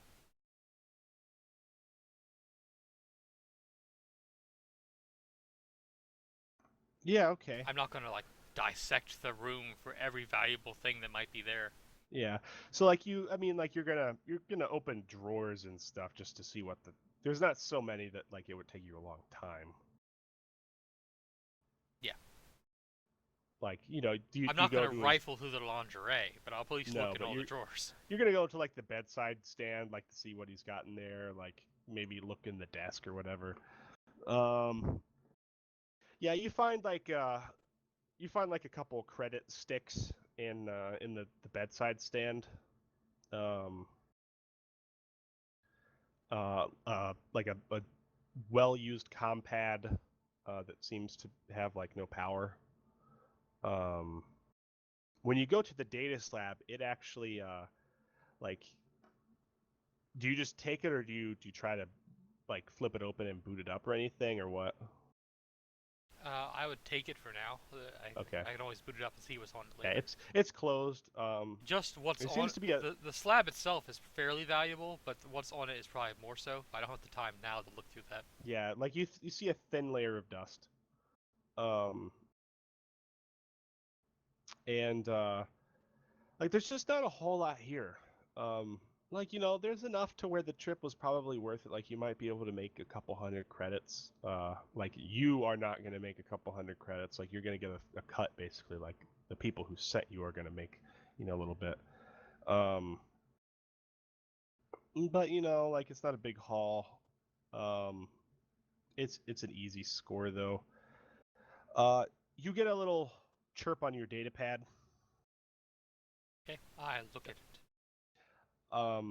Max has like a little real-time chat coming up. He says somebody in hall.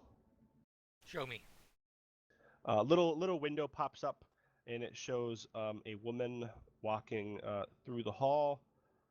Walks past the door you're in. Like apparently she actually just came out of like one of the rooms adjacent. So like that's the reason why you had no heads up. And goes down the hall towards the elevator. Max keeps an eye on her, obviously, but she's not coming into your room or anything. Okay. Do you check to see what's like in the closet, what's in the bathroom, anything like that? I would at least look in everything. I don't know. There's probably not. I don't know if there's like a hotel safe. It's probably not something I can open if there is. Yeah. So like you open. Excuse me, I had to sneeze there for a second. You open the closet, and it's like standard kind of over by the door closet. There's nothing really of interest there. You're on your way out the door. You just decide to like take a peek into the bathroom. You nudge it open with your foot. It kind of creaks open a little bit, like not like a noisily creak or anything. The lights are off. And like you see something you didn't notice before. It looks like there's something dark on the floor, like from the bathtub. It looks like some sort of like stain or something. And like this is definitely something you did not notice when you were just like looking through the crack into the bathroom. I don't It have just any it kind of smells, catches have your I? eye. If it's blood, I would expect I would be smelling something. You haven't smelled anything just like going through the apartment, but now that you open the door, you do catch a faint odor of your brain says not good. Do you go into the bathroom to see what's causing this smell? I was told to look, so yes, I will look. I will turn the light on. It's gonna be bad. I know it is. Yeah, so you turn the light on and you see a dark shape on the inside of the shower unit. It is obvious that the stain is dried blood that is leaked out.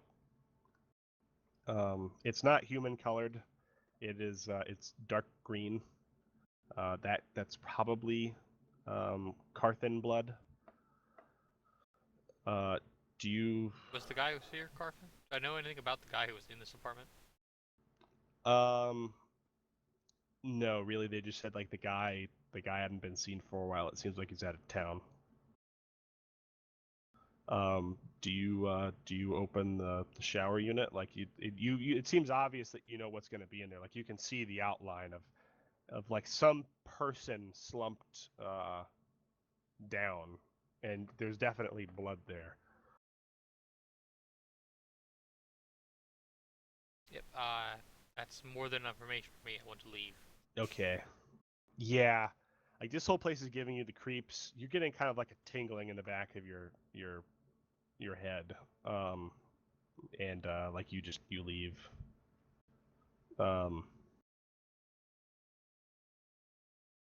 Like do you do anything on your way out, or you leave, you collect Max, and you go? I'm taking that data slab. Okay. Yeah. Yeah. You got that. Other than that, I would probably try to leave things as I left them, but that's about it. Okay. All right. So Ekron. Yep. You've been in your little dinky ass apartment on the station. God, it seems like it's been hours since you sent that message. You're wondering if like the guy even checks that account at all. You're thinking about all these other things you could be doing. Like it's been like 6 hours, and like maybe it's occurring to you to like there could have been other things you might have been doing on this hunt. And like you're starting to think like, oh man, maybe I will go out and do something. And right as you're thinking that, like you get a notice that you have a reply on your account. Awesome. I'm going to definitely open it up right away. So you know, it's a very brief message. It just says, ha ha, very funny. I don't know who you are. Uh, you got my attention though. What do you want? Is this like a real-time chat or just like an email? Just out of curiosity. It is a message, like a private message. Does it say that I heard you were the group to be in on this planet? Yeah, I think when you respond, like a minute goes by, and then the only response you get is like a request for an actual live chat. Right, I'm going to accept it, but I'm going to do it from a virtual machine equivalent on my Okay. data Yeah, you slab. like you've partitioned part of your data slab. Yep, want to keep it completely isolated. Yeah. So it's literally just a text chat. Um, and you're getting a message from Ara8173. Um, and he or she says, We I'm not sure where you heard that. We're just doing our thing on the station. I'll reply that I'm a new arrival and could be of some use if they're currently looking for people. There's like a brief pause and says, always on the lookout for friendly new talent.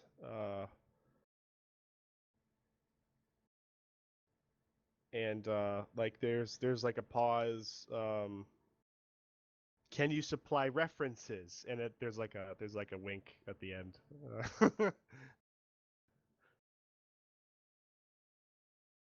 Let me think about that. I don't think I would actually have any references, so Judging by the message, he may be kidding. yeah. You don't know how literal he's being. Like This is the back general tone of hackers, and how they flaunt authority leads you sort of to believe he's being facetious. But I'll probably be replying as serious that I don't give names out. he he replies, "That is wise policy. You show if not skill, then knowledge to contact me."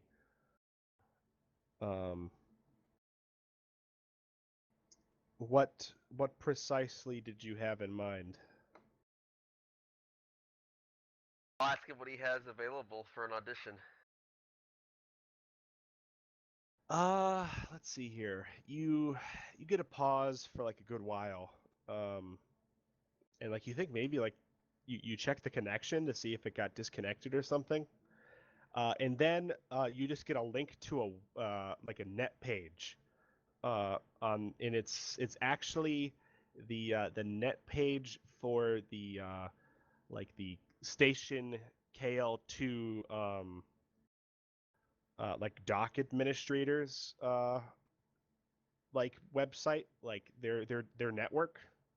And like this is one of the big incoming and outgoing ports. Like there's not a whole lot of people that live permanently on this station.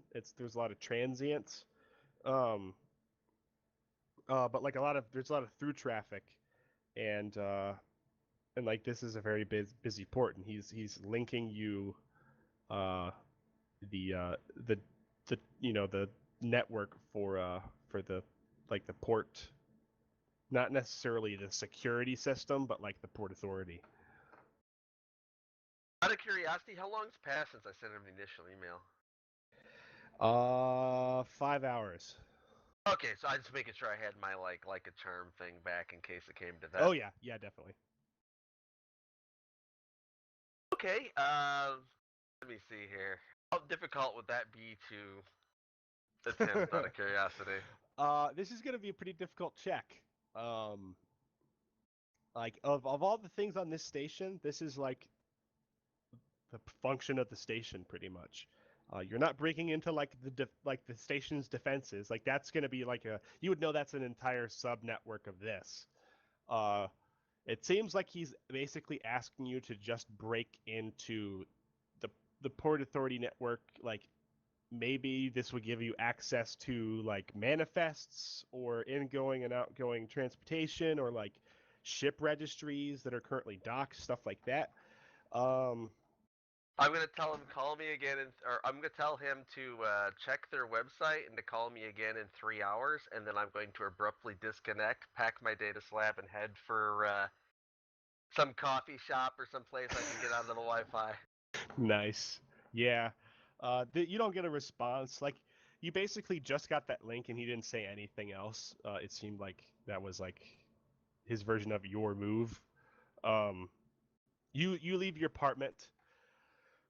Your apartment is, or your hotel room basically is in like a standard hotel that people coming in and out of the ships use very frequently. Sometimes just for like a matter of hours when they're waiting between ships. Sometimes it's for a couple of days, stuff like that.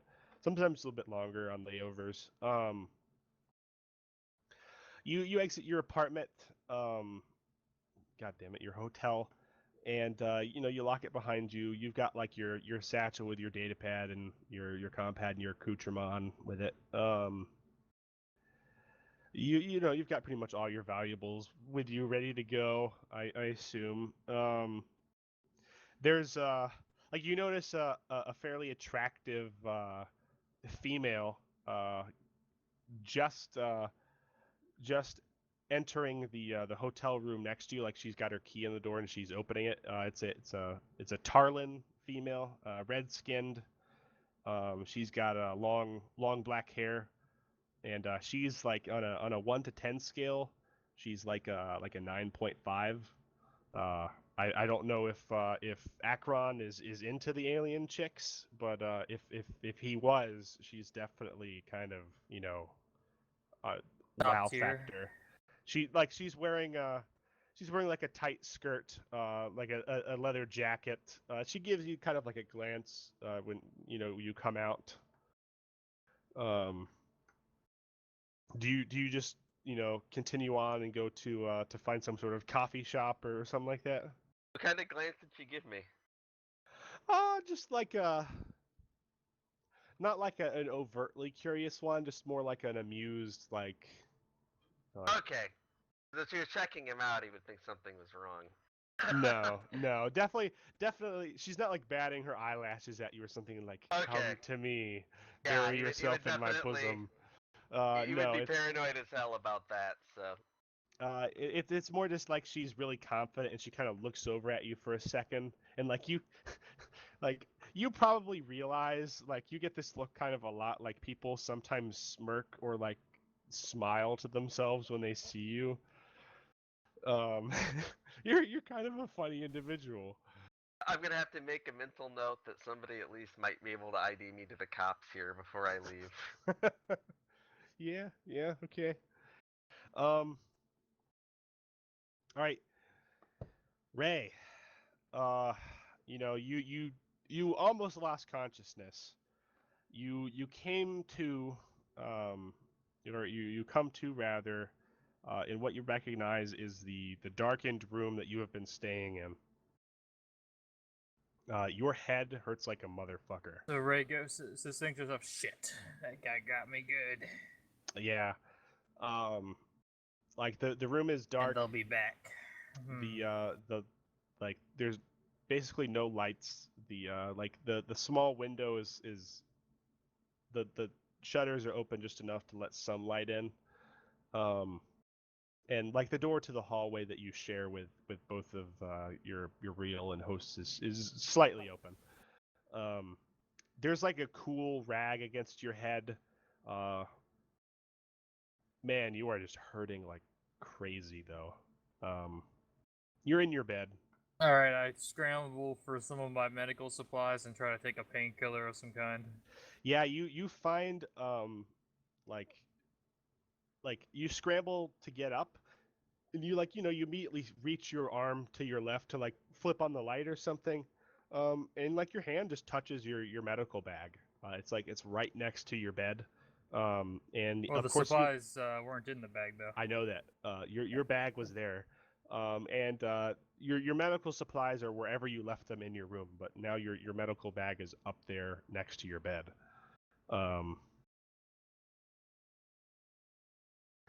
So what like yeah, you've got your supplies. You probably have like a concussion. Uh, it's probably nothing permanent. You don't think you have a skull fracture or anything just by what you're feeling. I think you probably have some sort of scanner that like it's not like a really high grade something, but like you pass it over the area and then like you take a look at your compad and it shows you that you're pretty much intact. Jesus, you have a huge goose egg though. I bet.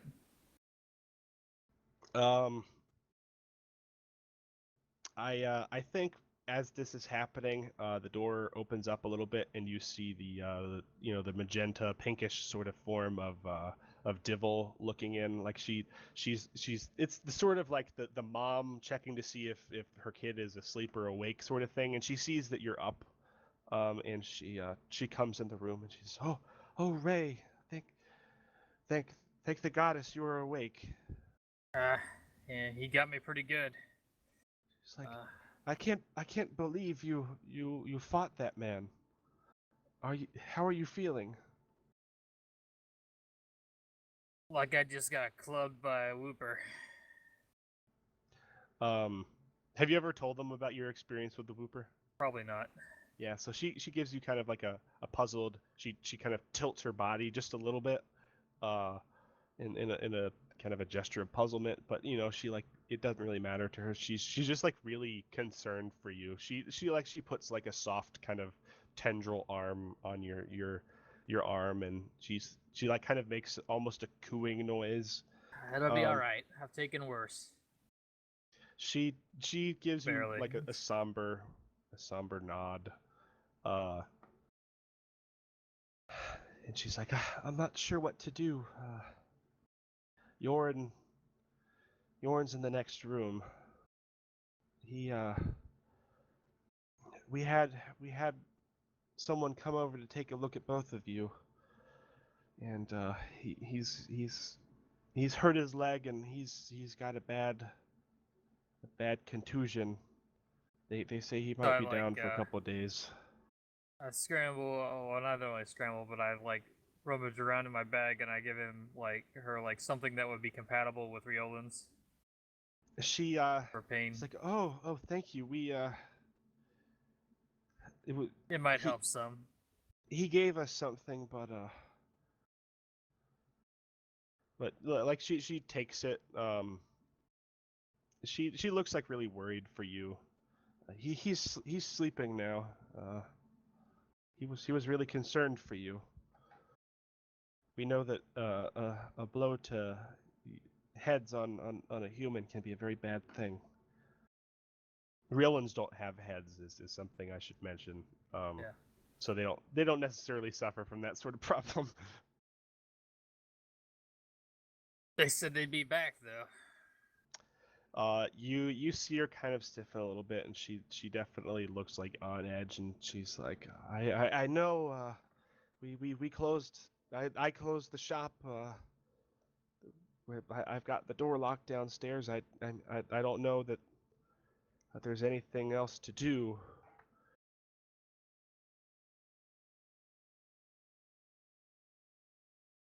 I was trying to scare him off, but he looked like he was a bit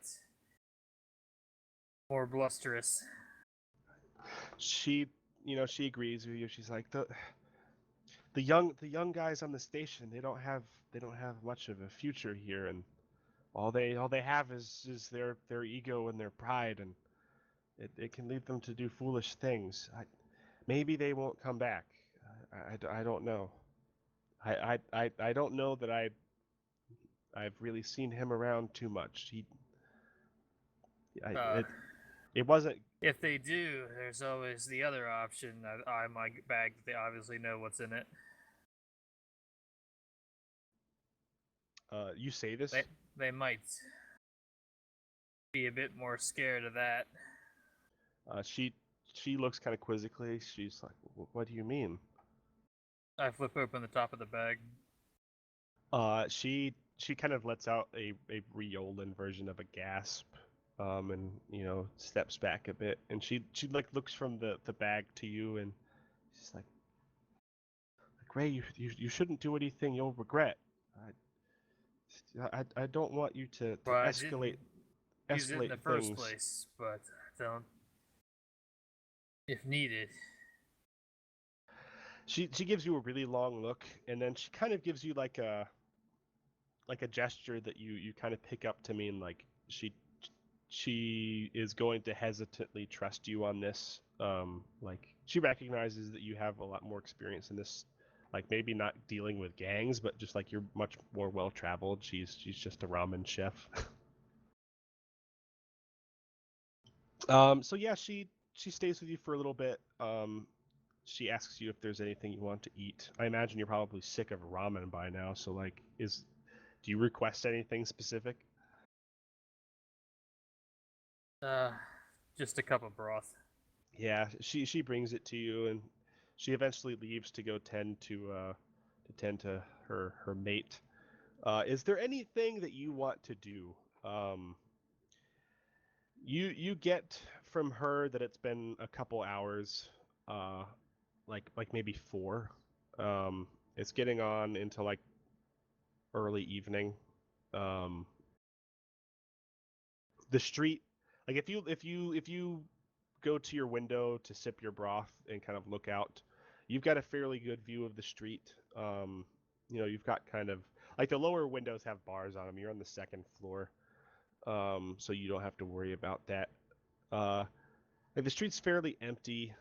There's the occasional person walking by, but it seems like people probably heard about the commotion and they're maybe staying away. Like there's a convenience store across the street from you, and you see it's still open, but like there's no patrons visible at all.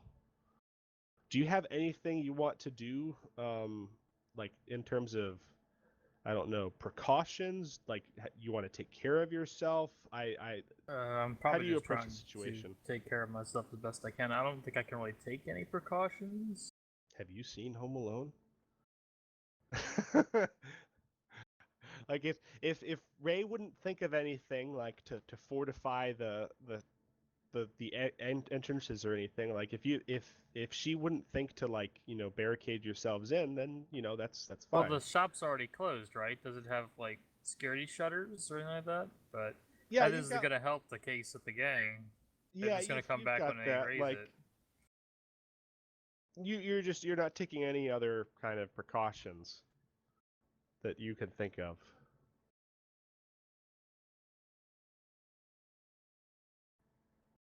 You're basically just gonna Yeah, tend to I'm yourself. basically just tending to myself. All right. Um. Yeah, you're at 1 hit point. It's gonna take 5 days by normal rules, I think. But Yeah, yeah. Without a some sort of professional medical treatment. Um. Yeah, like maybe, like you get yourself comfortable and you realize that it's probably going to be a long night if you're going to be waiting for these guys to potentially show up. Um.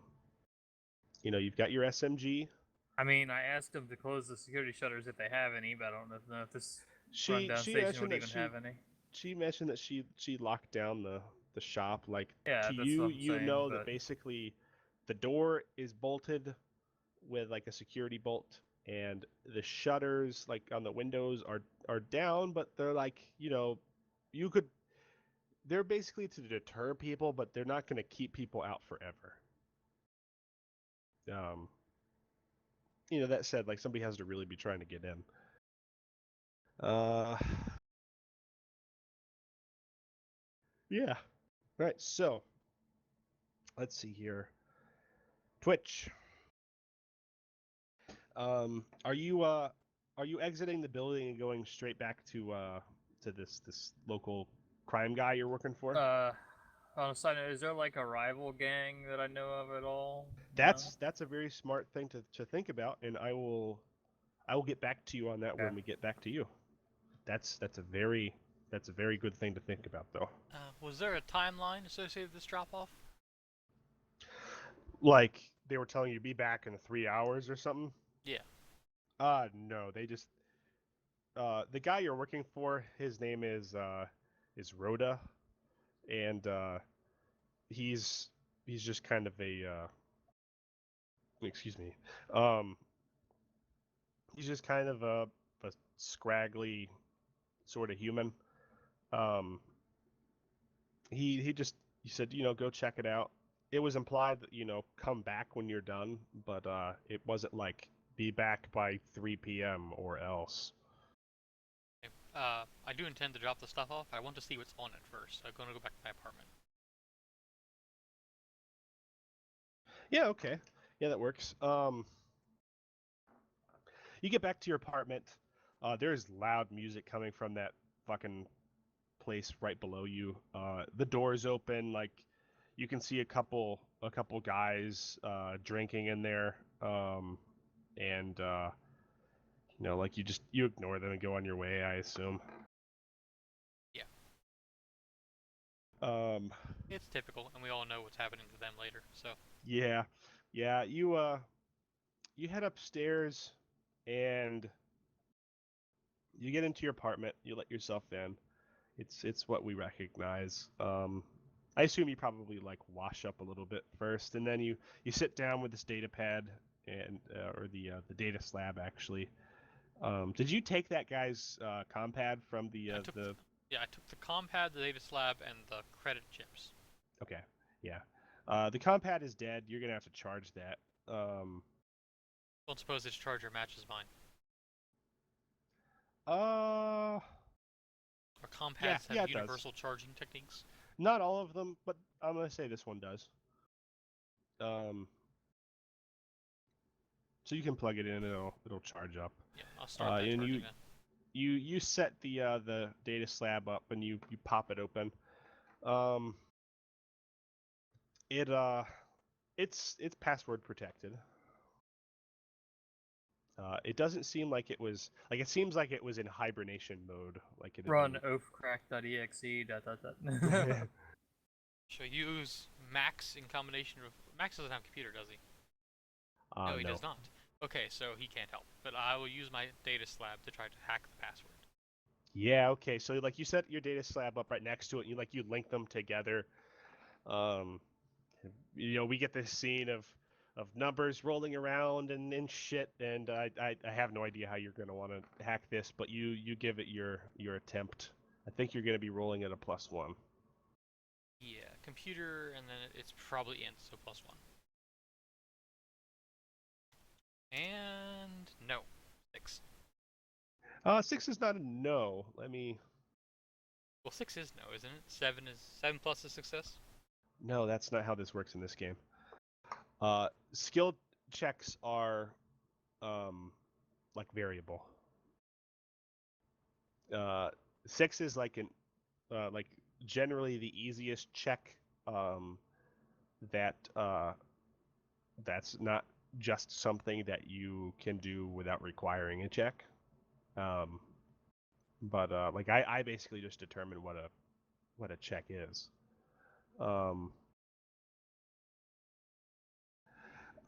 This is not like some computer guru's computer. And like this has like a really basic security. You are actually able to just get in here. I mean, like this is somebody who basically knows nothing about computers at all, who has a computer. Okay, so the password was like Default profile is still in existence. Big Carthan guy. He's probably got a password like Fluffy15 or something. Yeah, it's some shit that like A sticky note of a really fluffy dog on it. you're able to figure it out like within 45 minutes of running like a keylogger or something.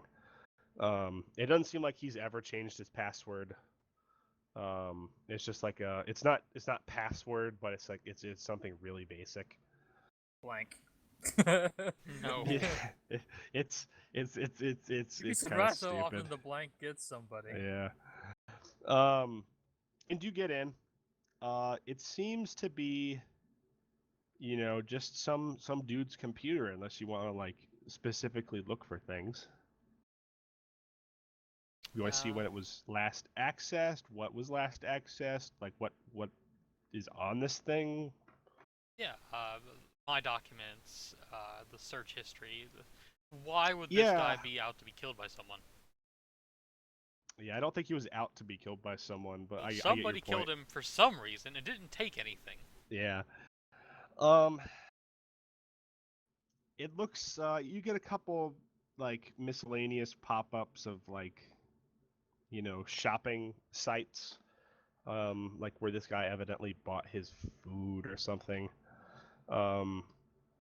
There's like a link to like an online payment for his bills and stuff.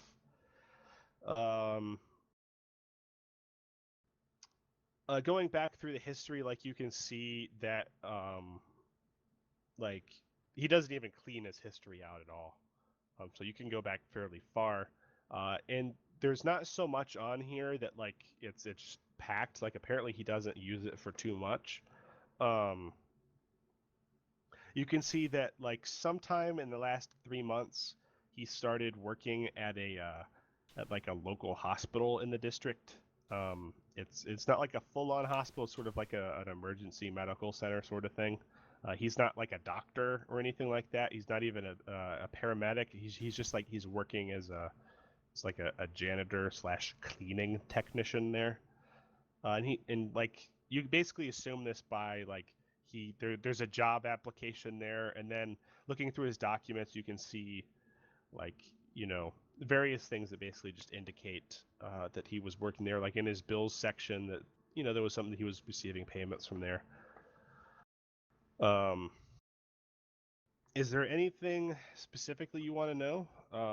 Like that's where he was, where it seems to be where he was working. Like there's no message here that says like Any purchases not of medications or anything like that? what was that? He said you had like a purchase history there. Is there anything about like medications? Like, was he a psychic? No, no. There none of the normal psychic meds pop up. It seems like he and any sort of meds that he bought online are just kind of like the generic, like this Carthan brand cough syrup or something like Space Robitussin. And like the rest of his purchases are just like normal stuff, like clothes. It looks like he was looking at buying a car, but he hadn't gotten there yet. Um, stuff like that. It's kind of a strange thing then. Why would someone kill this guy? And then why would someone be asking about him after the fact as well? Um, Was somebody asking about him after the fact? somebody was after this guy. Like, I was sent to the apartment to look up about him. No, So you were sent to see if there was anything of value. this guy had not nothing to check do with in this on guy. this guy. I thought, okay, I took it kind of like the guy might have made a bad deal, and I was sent to, No, check up on what's going on with that. Rhoda said that basically he heard from the grapevine of like his local thugs and informers that this guy had not been seen for a while, and but he had not moved out. So it seemed like it assumed that he was away on business or like a trip somewhere, and it might be a good place to rob. That's literally why you were there. Oh, I was under the impression like maybe this guy owed him money and No, something no, had no, happened to him. See if he can get my cut, that kind of thing. no. This was literally a case of this is like a really this is not even a high level crime guy. This is like the aspiring but still like really low time, like we rip off car stereos and shit, that sort of thing. And he just the way it happened is like it was a fairly smart thing to do. It's like it's a fairly minor non-violent crime or whatever. It's just it was done about in a slightly more random, less than random breaking and entering sort of way. Like it that's how he runs his organization. It's a little bit more organized, but it's still petty crap. Okay. I want to see if there's anything interesting on the compad. You said something about the compad? I want to see if there's anything interesting on the compad. Yeah. So by the time you look over the compad, it's charged up to like 30% or something. It doesn't need really anything as long as it's plugged in. Yeah. It looks like it ran dead.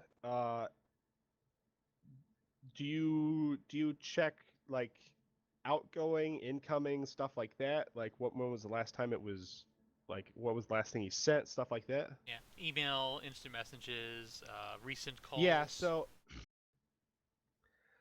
there seems to be a series of messages from this same place that you kind of have put together that he was employed at. It's the Ilar Medical Center. Like they seem to be dating back like weeks, maybe like a month or two almost. Like there haven't been any messages for the last 2 weeks, but like going past that, like there was a message every week. The last week that they sent it, it was like a notice of termination. Looking into him really cursorily, it seems like he just stopped showing up to work, and these were messages like "Where are you?" blah blah blah, and then like he was fired, and then all the rest of the messages are just like the official legal stuff, like you've been given your notice, shit like that. Going back further, it seems like the last time he actually sent anything from this compad was almost 2 months ago. It's like I'm probably saying like 7 weeks. And it seemed to have been like a standard message to a friend, like you like had a great time at the bar last night. See you at work tomorrow. If there's anything in specific you're looking at, like who he talks to most, or anything like that, let me know.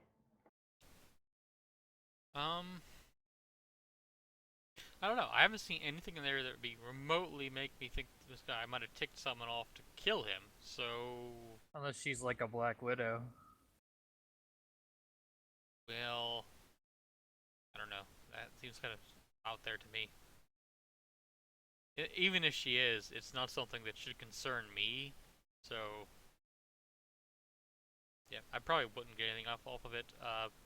I am interested if that bank account information is in clear text, but I doubt it is. Is what? You said it had financial records. I don't know if that has like login information for his bank account. I doubt that though. Roll a luck save. Luck is 14.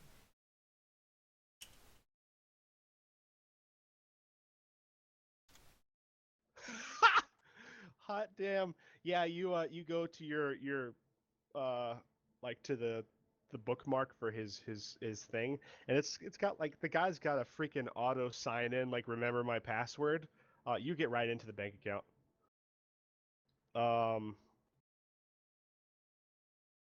Let me make a quick series of rolls here.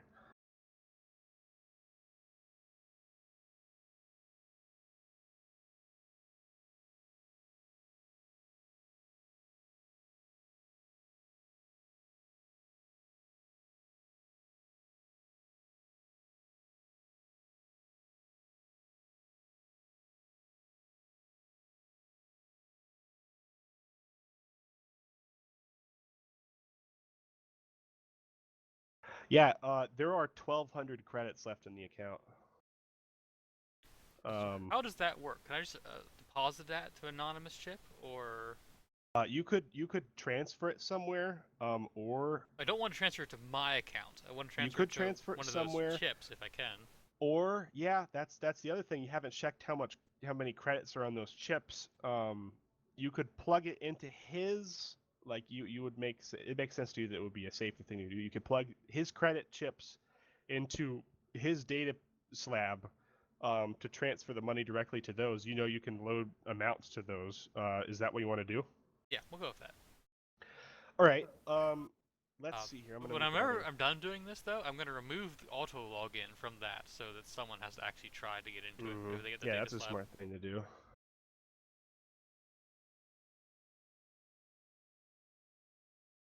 Also, I'm not gonna Oh transfer god, them you are getting all. so lucky on all these rolls. I'm going to leave like some amount on there, so it doesn't look like I just. It's extremely suspicious if it was just emptied. Oh shit. The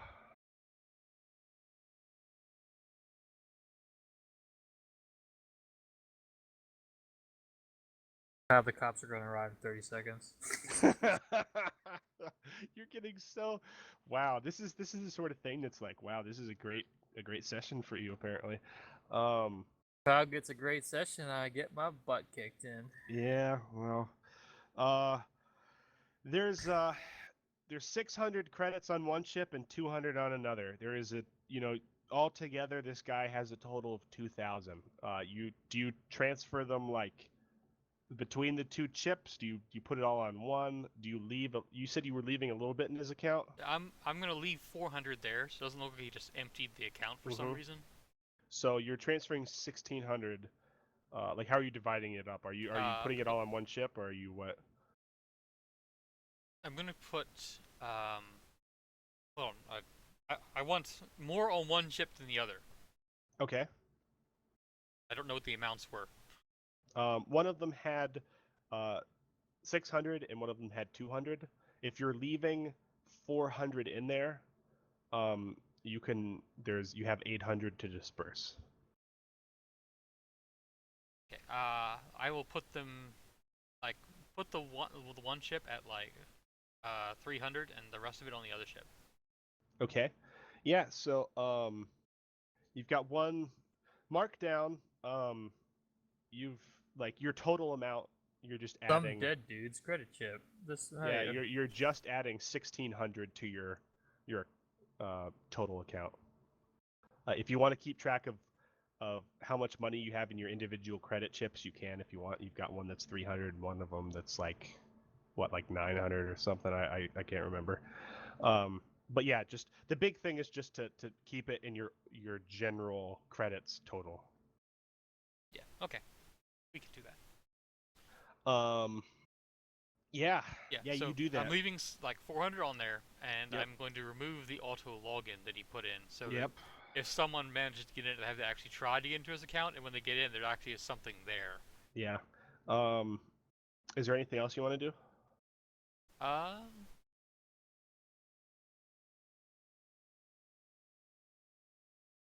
I don't think there should be any, there'll be a record that he logged on to it. I don't know if I can modify that, so it looks like that I didn't try to log into it. You could roll a computer's check. It would be very difficult, I would think, to adjust like a simple log. And you're still gonna leave a connection log. Yeah, like it's... You ever played Uplink? It's gonna look like there was a series of like weeks where nothing happened, and then there was one last login, and then after that nothing happened. Like if somebody looked at this, it's not like you logged in. It's gonna show him. There's no, as far as you can tell, there's nothing. I would to trace imagine it to it's you. probably in a log somewhere. In theory, though, I'd like to do it if possible. I don't know. Put the hard drive into my data slab and do it from there, so there's not even a record that I logged off of it. Not following. If I log into it, and even if I manage to modify that, there'll still be a record that I can delete the login, but as soon as I disconnect, I'll leave a log off. It'll say, ever played Uplink? You'll still have a disconnection from blah blah blah blah blah. Yeah, you can try it. It's gonna be a very difficult check. Basic thing is you can never get rid of all the logs. Yeah. Well, it's worth a shot. Because you have to be connected I'm gonna say to delete it's gonna the be log. a target check 11.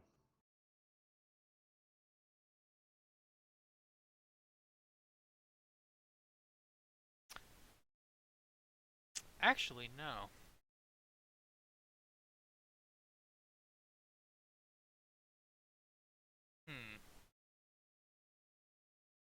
This is going to be another one of those checks that's tiered. Like 11 is going to be your goal. Like a 9 will be okay. Now what the heck? I'll try it first. No. Okay, so from what you can tell, you have fitzed with the logs on this enough to where they're not going to be able to really know when, like, it's not going to really show that you've logged in at this point in time or anything. There's still like a chance there's somewhere that there was like a connection made somewhere, but like it's you've made it much more difficult.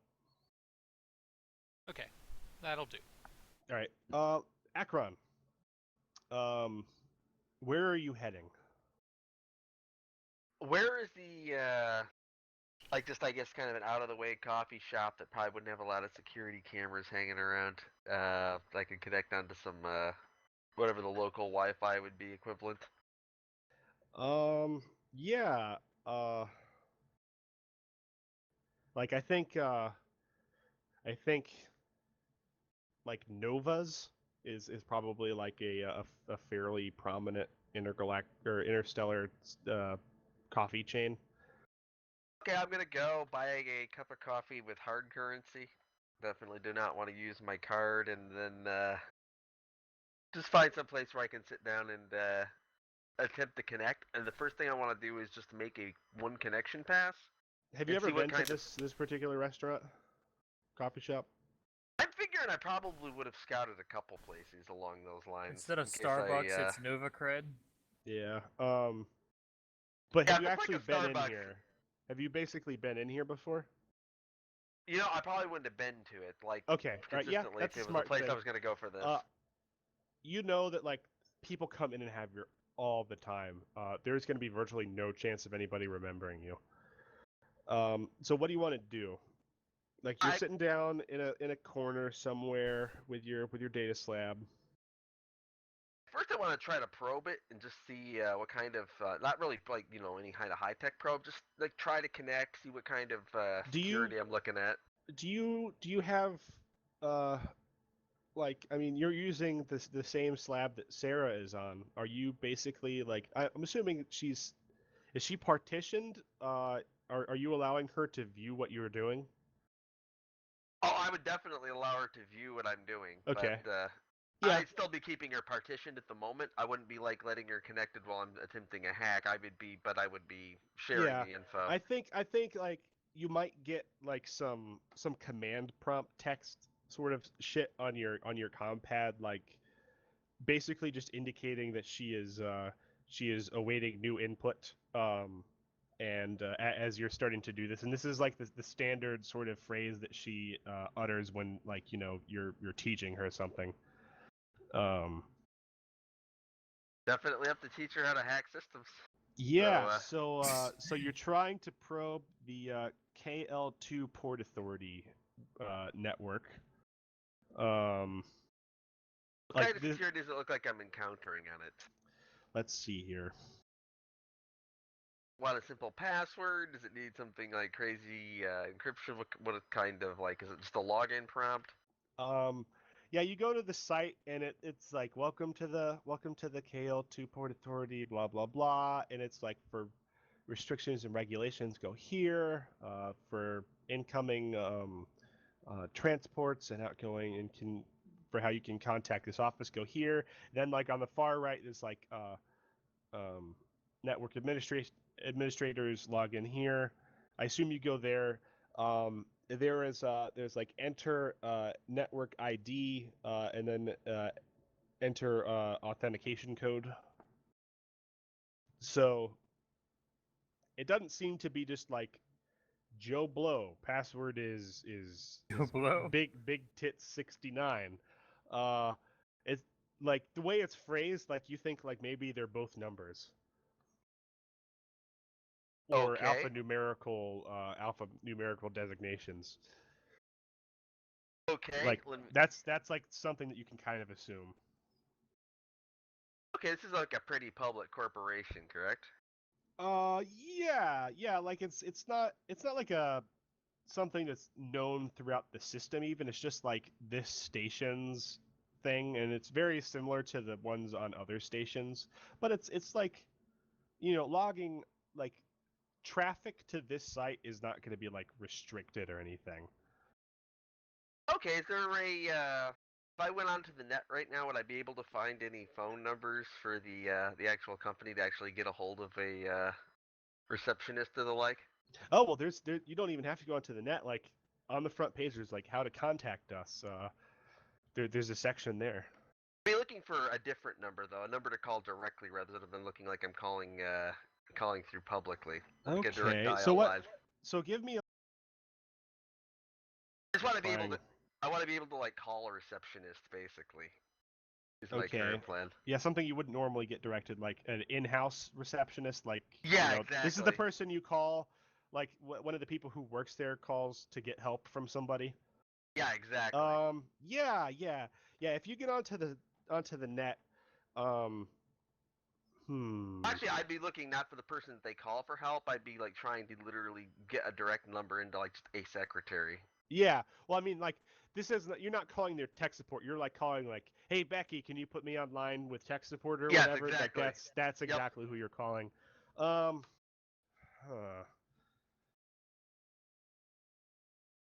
Let me look at your skills real quick.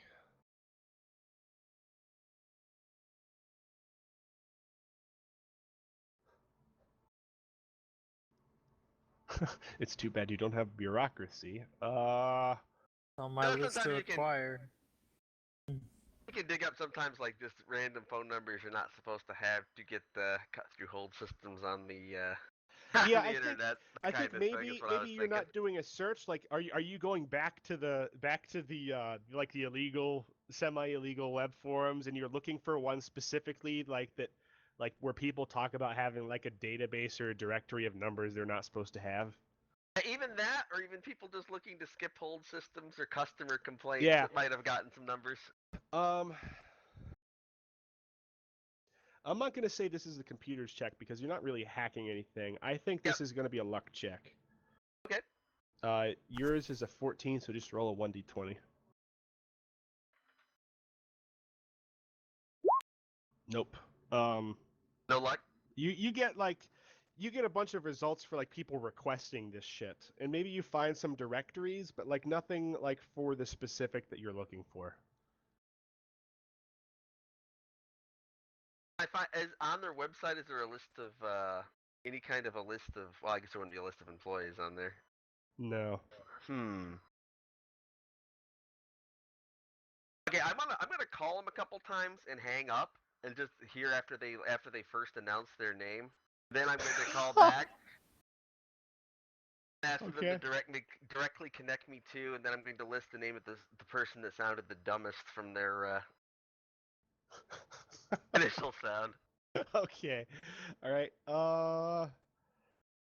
Yeah, so I think you do that. You go through like 5 people. You get one person twice. Um, and like you immediately hang up at that one. You're like, oh nope, not saying anything. Uh, there is very clearly what sounds like a ditzy blonde on the end of one of them. And there's I think that's one of your options. The other one is like an incredibly bored guy. Those are the two options that kind of stand out in your The mind. guy that says, "Hold, let me transfer you to my other guy. The main guy Yeah. isn't here today." Yeah, it's the guy who like just cannot be bothered. Which one would you like to proceed with? For ditzy blonde, press 1. For guy without a give a fuck, press 2. I'll probably call up and ask to speak to the. I'm gonna basically call and get whoever I get, rather than pressing a button, and then be like, "Yeah, can I talk to?" I'm gonna list the name of the board guy. I think Okay. that's probably the one to roll with. That was Sturgis. Um. Uh. Yeah, he introduced himself as this is Renovar Sturgis. Blah blah blah. So yeah, you get like somebody on the phone, and it's like how may I help you? And you ask for Sturgis, and they're like, sure. And yeah, they transfer you.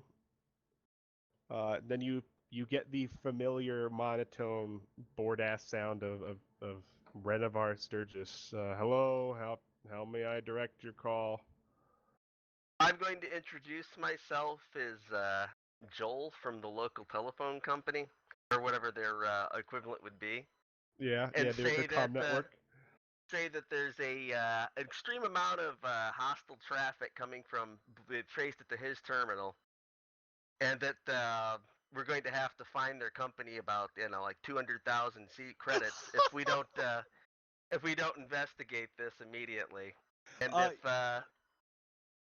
I think like to you hear cooperate. like over just because of how great this is, you hear like a desk chair slam upright, and I think you hear like a slushy in the background. You hear like a curse, like maybe he dropped a bit of it in his lap, and he's like, what fuck, can you 200 what I'm gonna can you tell him. explain that again? I'm gonna tell him not to worry. That sometimes malicious people have been able to put viruses on these systems that cause these kinds of outgoes and He's like, violations. I wasn't using the terminal for anything. As he closes down any porn sites he had open. Yeah, like you can hear frantic clicking in the background. We'll say that we can investigate and possibly resolve the matter. But he's going to need to hand us or to type, and then I'm going to give him basically command to give me his IP address and authorize the connection when it establishes, and we're going to do a complete sweep to make sure. He's freaking out. And he's like, what do you mean hostile activity? I don't understand what you mean. Your system has been basically joining in a joint attack, joint DDoS kind of attack on other systems right now, and they've apparently run up quite a huge bill for basically disabling a competitor's system on another. So another you're one of the basically landmasses. telling him like you've been disabling like this guy probably routes traffic for KL2 doc D, and you're basically telling him like somebody's been DDoSing KL2 doc F. Exactly, from his station. And he's like in a panic, and he's like, what company did you say you work for again? I'll list whatever the name of their internet provider is, basically whoever their system would be wired to. You looked that up beforehand? Oh yeah, I definitely would have looked that up before I called. I just Okay, wouldn't yeah, know out of character. I'll give that to you. Yeah, you say you're from Securicom. I'm writing down that you actually have a new alias, Joel from Securicom.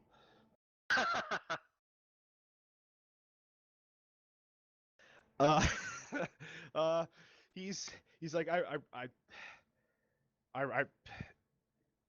like this is the kind of point where like this is the guy who always refers to his supervisor. And you can tell he's on like the teetering edge, like of referring you to his supervisor. Is there anything you want to say, or do you want to leave this up to a potential roll?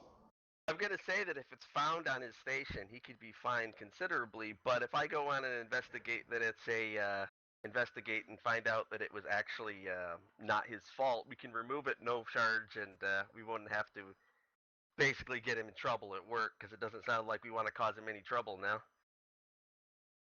All he has to do is just give me just like about 60 seconds on his system, and we'll have this all taken care of. Okay. I would like you to roll a persuade check. That's going to be 2d6.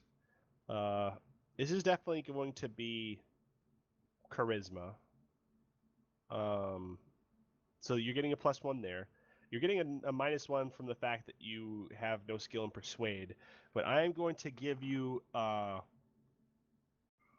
let's see here. I'm going to give you a +1 to offset that, just because of the fact that actually I'm going to give you a +2.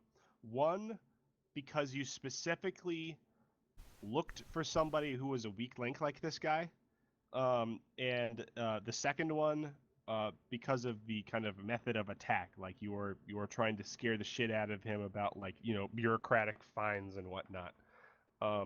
So I think you're going to be rolling at a total of 2d6 plus 2. The check, just to give you, like, I think it's probably more fun for you guys if you know the check beforehand. Check is going to be an 8. Oh boy, here it goes. I've got my fingers crossed. Oh, damn! So Um, close. You got a would reroll you? still, right? Yeah. Would you like to use that reroll?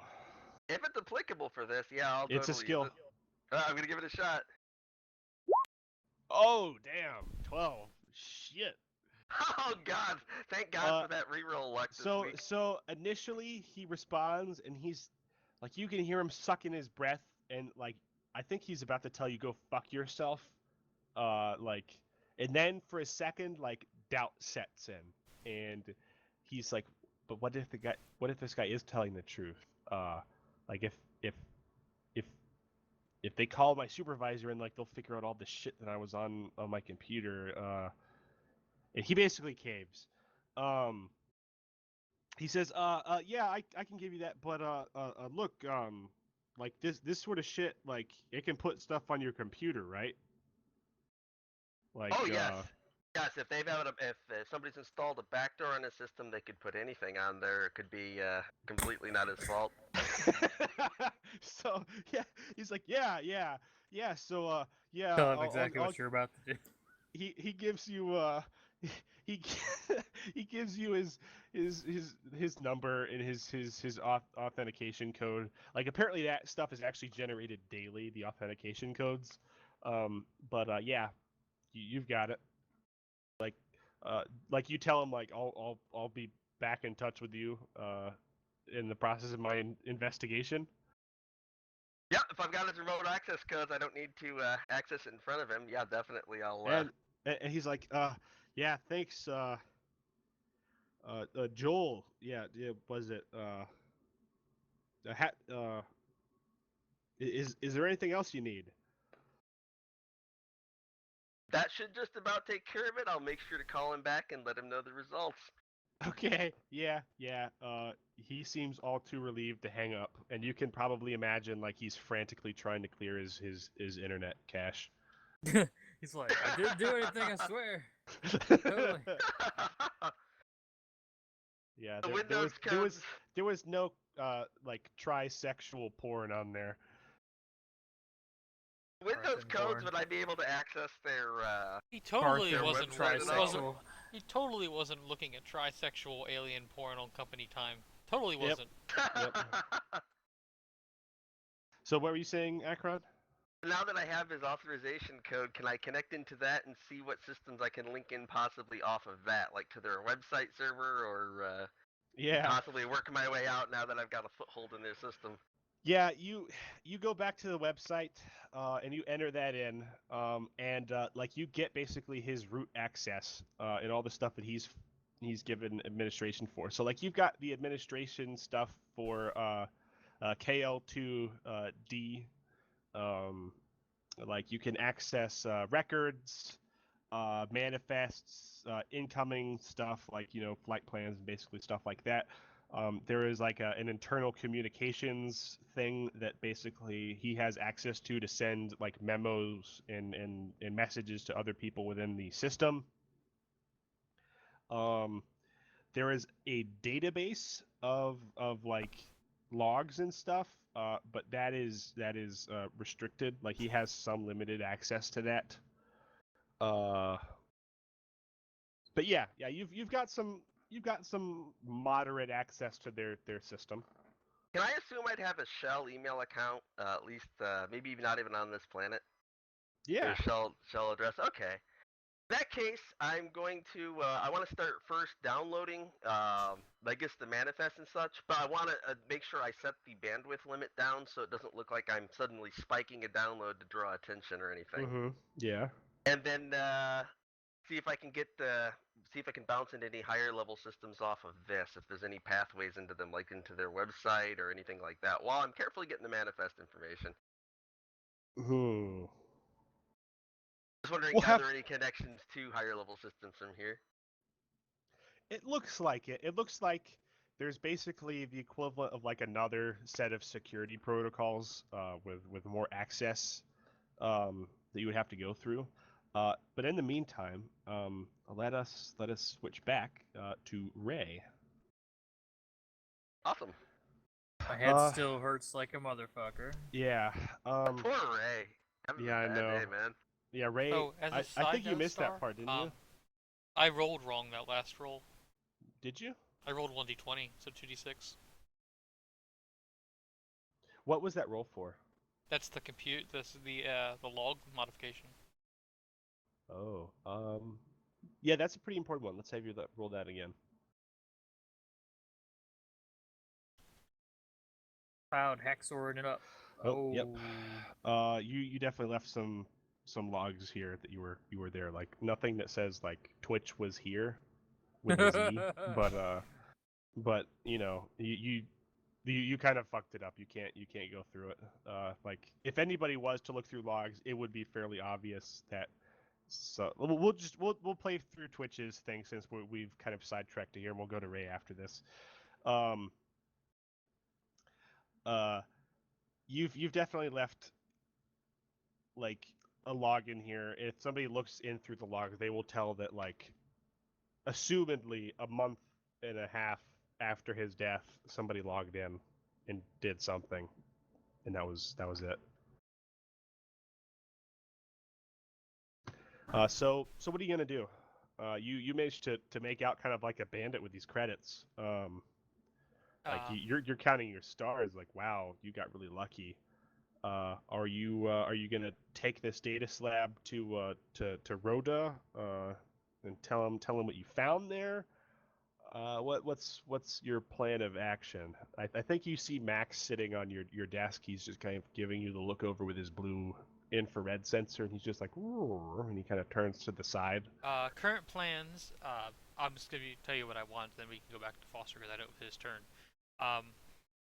My current plans are to give the items back to Rhoda as I agreed.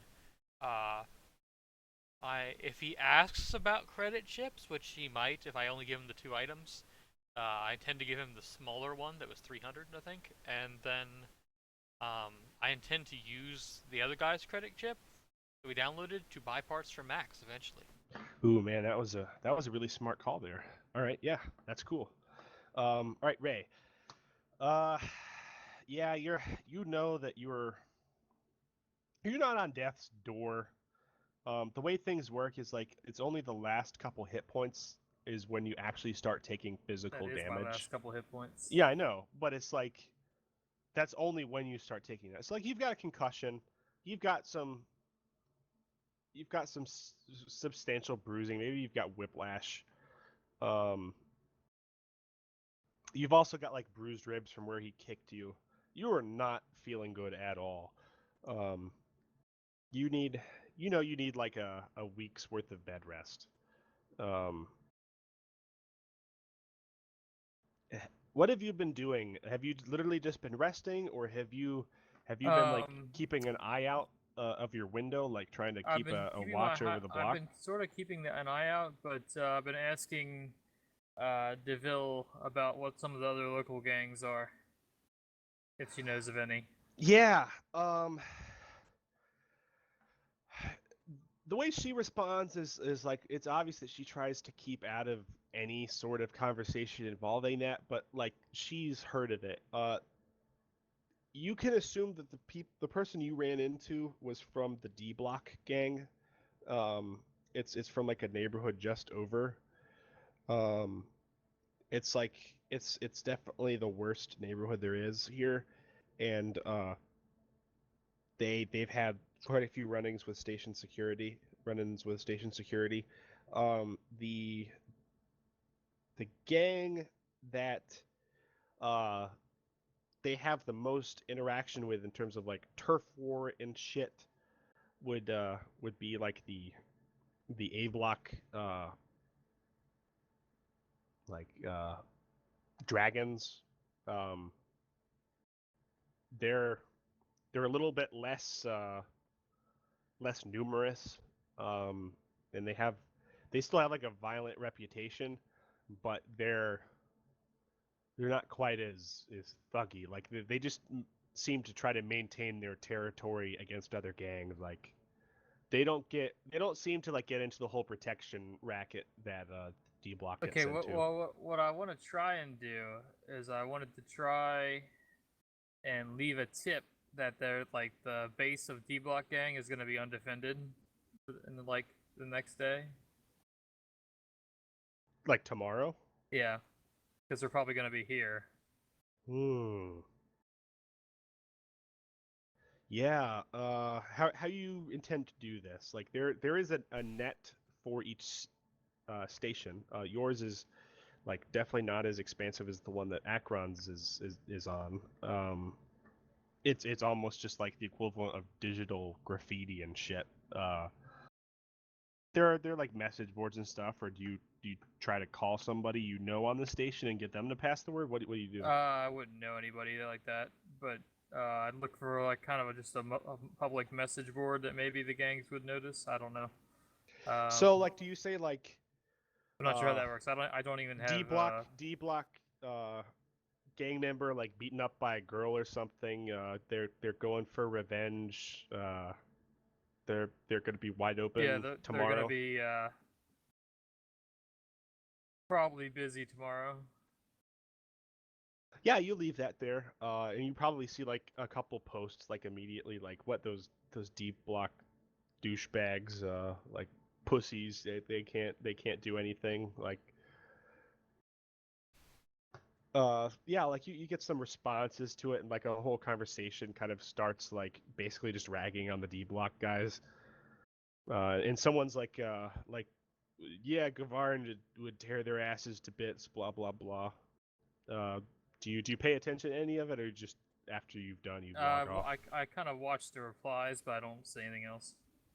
The general tone uh, is like a lot of people on the station seem to like think that the A block guys are a little bit more like professional and tougher than the D block guys. But they definitely don't have the numbers, and they've been kind of quiet as of late. So like the whole board is basically just like arguing like who would win Batman versus Well, Superman, something like that. I'm trying to start a gang war between those two. Yeah, well, it's That's you're what you're, I was you're trying to seeing do, this big but- argument between like who would win, and like you can feel fairly sure that like somebody is gonna get word in A block that like somebody like supposedly the D block is gonna be vulnerable tomorrow. Okay. Late in the night, uh, you like after you've had some like light dinner, I assume, probably more broth. You hear kind of a commotion out of your window. Kind of cautiously look out. You see a group of five guys, or five figures rather, of various species and genders, kind of out in the street. The lights in this section are not terribly great, so they're not really well illuminated. Some of them have like torch lights, like they're sort of like torches, but they're just like actual lights. They're really cheap and stuff, and like you know that they can also be used as batons, sort of. Hey, You you can lock the place up at night, right? yeah. You already did that. Okay. And like you can see somebody like there's like a couple knives down there. Somebody's got like the equivalent of a baseball bat. And it seems like they're starting to cause a ruckus down there. They're looking at the shop, and like they see you at the window, and they're like they start yelling up, and like one of them's like, "There's the bitch." You don't necessarily recognize the person who you ran into before, but it's hard to see.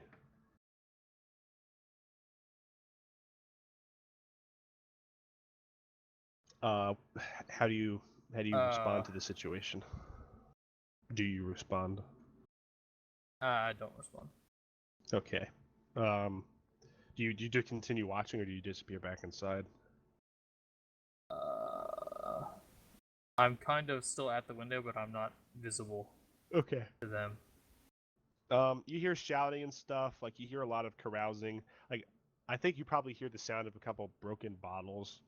And then like there's like a couple thumps and some crashes. If you look down a little bit, like it looks like they're throwing shit at the ramen stand. like rebar pieces and bits of like heavy trash and bottles and stuff, like empty bottles. One person is like gone up and is like banging on the door with a like a rebar club. But he's not like battering down the door. Like they're basically trying to fuck the place up. But it would be merely cosmetic type stuff, right? Or is it like At this physical point. damage? At this point, like I mean, it's doing damage to it, but it's not like it's not like this is a concentrated assault with a battering ram and like this is a siege. But it's not too far away from that point either. Like you could imagine it getting there possibly. I'll You wait till it probably escalates noticed to that several point, but- people on nearby buildings across the street, like looking out of their windows at what's happening as well. Although nobody is on the street except for these guys. So are you just going to continue kind of hiding back there?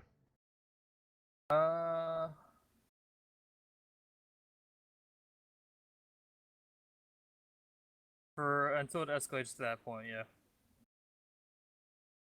If it's, Yeah. if it starts taking serious damage, I'll do something. They don't relent. A couple more people show up. Like they're totaling 7 now. And like now they're taking turns like battering at the shutters, with you know their rebar and like a pipe or something. All right. And I think somebody I pop a thermal flare and shoot it out the window at them. Okay, like you fire a thermal flare. Are you shooting it like actually at one of them or just in their direction? Like around the crowd in general. I seriously doubt I would hit them anyway. But Roll. Let's see here. Roll a luck save. what is my luck save? 14.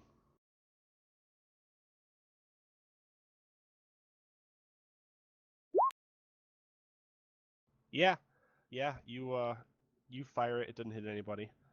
It gets really close. It like flies between somebody's legs, and there's like curses, and they like jump back as this red flare lights up this area really brightly. You can see kind of the bloodied, bruised form of this person that you fought earlier within the 7 people. He's got like a knife now and something else in his hand. They you know, they're cursing and they look up at you and they're like what you got, bitch? And they're yelling, and then somebody else like hammers against the door. At about this point, like I think Divil has shown back up in your room, and she's like shaking, and she's like, what's going on out there? Told you they'd be back. I could fire a warning shot, but that might escalate them further. Are they trying to get in? They're beating on your door. I don't know if they'll be able to get in. How tough are your shutters? She gives you the Riolan equivalent of a shrug. About this time, something catches your eye down there. It looks like a flame. If it's a Molotov cocktail, I want to Yeah. try and shoot it with the SMG. That's exactly what it is. So like you pick up your SMG and you spray a burst down there towards Yep. the cocktail. Towards the cocktail guy. Okay. The Molotov cocktail in specific is going to have a fairly, small size. Let's see here. AC.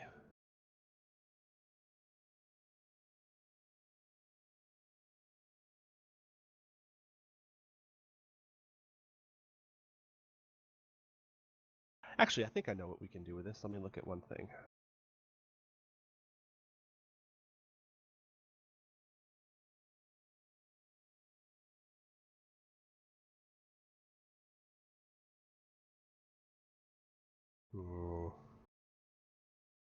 Yeah, are you attacking in such a way that like you're just trying to shoot the Molotov, and like of course what's going to happen if you do this, or are you being very cautious about like if you miss, if you hit anybody? I'm trying to hit the cocktail, but if I hit the guy, that's acceptable. Okay, yeah. So roll your attack against AC 3. Are you bursting? Yeah. Oh yeah, you hit it. Jesus. Oh fuck. Let's see here. Let me look at everybody saw my supplementary equipment and stuff post, right? Yes, but I don't remember a Molotov on there. Everybody has seen that though, like I everybody's think aware of it. I think I saw it in like an early state. I don't think I looked at it recently. Did you know that was there, Victor? No, I did not actually see that. I was trying to pull it I up have right a now. link to it in the channel. I've posted a bunch of supplementary equipment that I've made up. You probably I'm looked not at gonna- it when it was new and it didn't actually Yeah. have any information on it yet, and when he updated I am it, not didn't going to update. treat this as an incendiary grenade, but it's going to be kind of an incendiary light.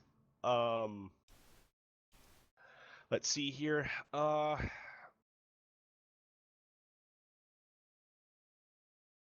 right, so what we're going to do here, as this bottle shatters, is I want you to roll 1d6.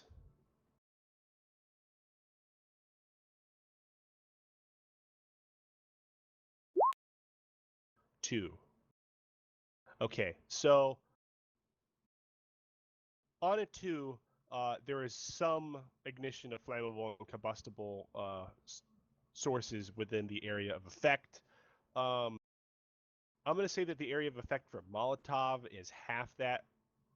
Oh no, that's just radius 5. Yeah, that's probably acceptable.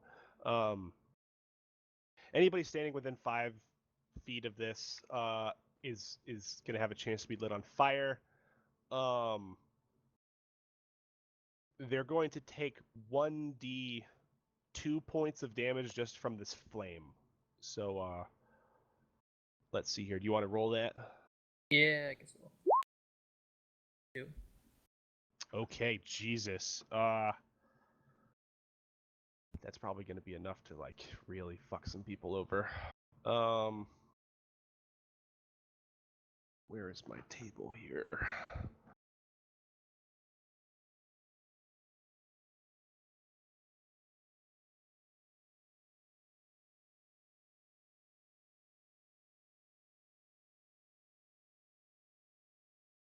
One more second.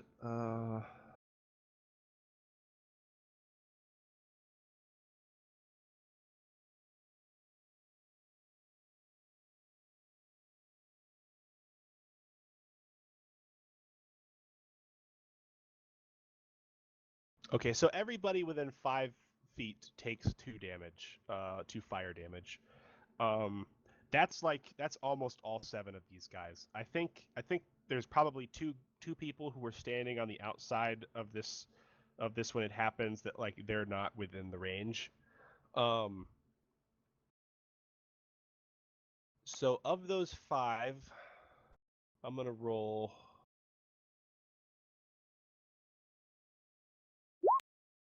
Four of them have their clothes combusted in some sort of fashion and are on fire.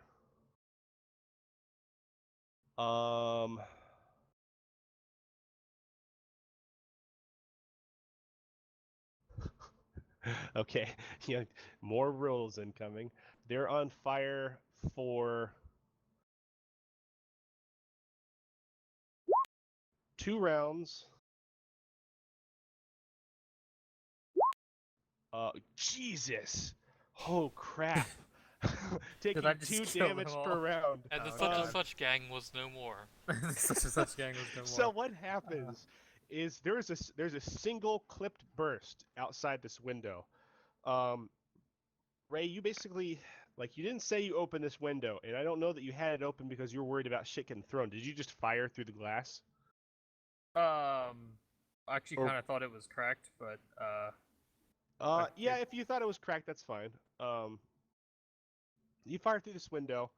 You rolled Like- a 25, so Yeah. It's a pretty crazy number. Well, that doesn't normally let you fire through a window. yeah. But even if it was cracked or something, she would have still hit.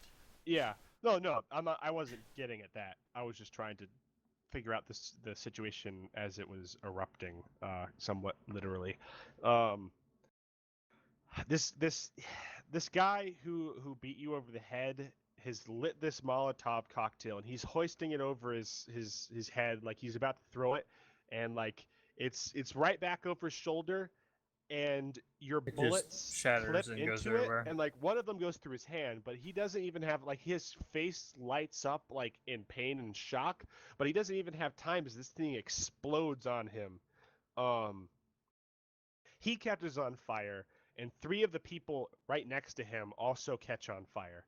All of them take 2 damage initially, which is a very significant number. And like they just start screaming and scattering and flailing about.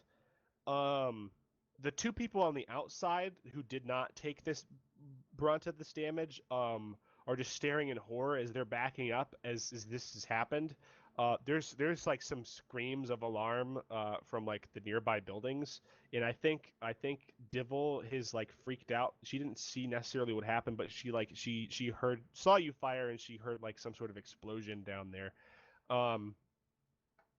And like over the next 12 seconds, 4 of these people, this is including the guy who lit the cocktail and the one that hit you over the head, basically burned to death. Like they fall to the ground, totally charred. One of them is badly burned, but is alive. Like she manages to like put the fire out before it does any damage to her, and like one of her friends drags her away.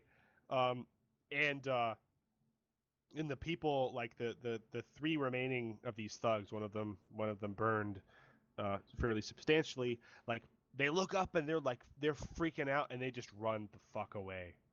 They're like, this shop ain't worth this shit. Yeah, and there's basically now 4 smoldering corpses in the street. Like a couple of them are moaning in pain, but yeah, they're fucked. So, Get back to base. Alright, guys, Molotovs are off the list of things we use, right? yeah. Twitch, what's going on with you, man? We just figured out that you left a fingerprint, not necessarily fingerprint, but a sign that you were there on this computer. You decided that you were going to partition or divide your credits up in a fairly intelligent manner, and you're going to Rhoda's place. Yeah. Is that what's going on? Yeah. Okay. It's also worth noting, though, that I did not fully charge the compad. I was Yep. hoping to have it be dead when I gave it to him. Yeah, there'll still be some power unless you wait it'll be a while. 37%. I don't know. My smartphone goes dead in a couple hours from that percentage. Yeah, mine on the other hand though, I've had it like red for like an entire day before. Mine's usually about And this a is in the day for future? 30 couple percent, but Yeah, unless you make some sort of post-tech roll to like drain the battery, maybe he leaves a program running at 100%. it's gonna be still active. I open Bejeweled for an hour. That ought to do it. Nope. No? Nope. Let's see here. If you really wanted to drain the battery, your best guess would be like activating the micro hollow player and having it play for like 5 hours. It has an hour of Princess Leia dancing. Oh, Not sure if Star Wars If it's got a existed. program of Princess Leia dancing on a holo projector, I want that. Yeah, basically. It's not Princess Leia, but it's some Tarlin chick, bare-breasted, dancing on a table. I'm taking that. semi-interactable. We now find out Twitch's fetishes. Yeah. So So do you wait like 5 hours for this thing to drain? I'll roll a check, see if I can drain it. All right. Like he didn't say be right back, but like you will be showing up in the night. We're gonna call this post tech. Yeah.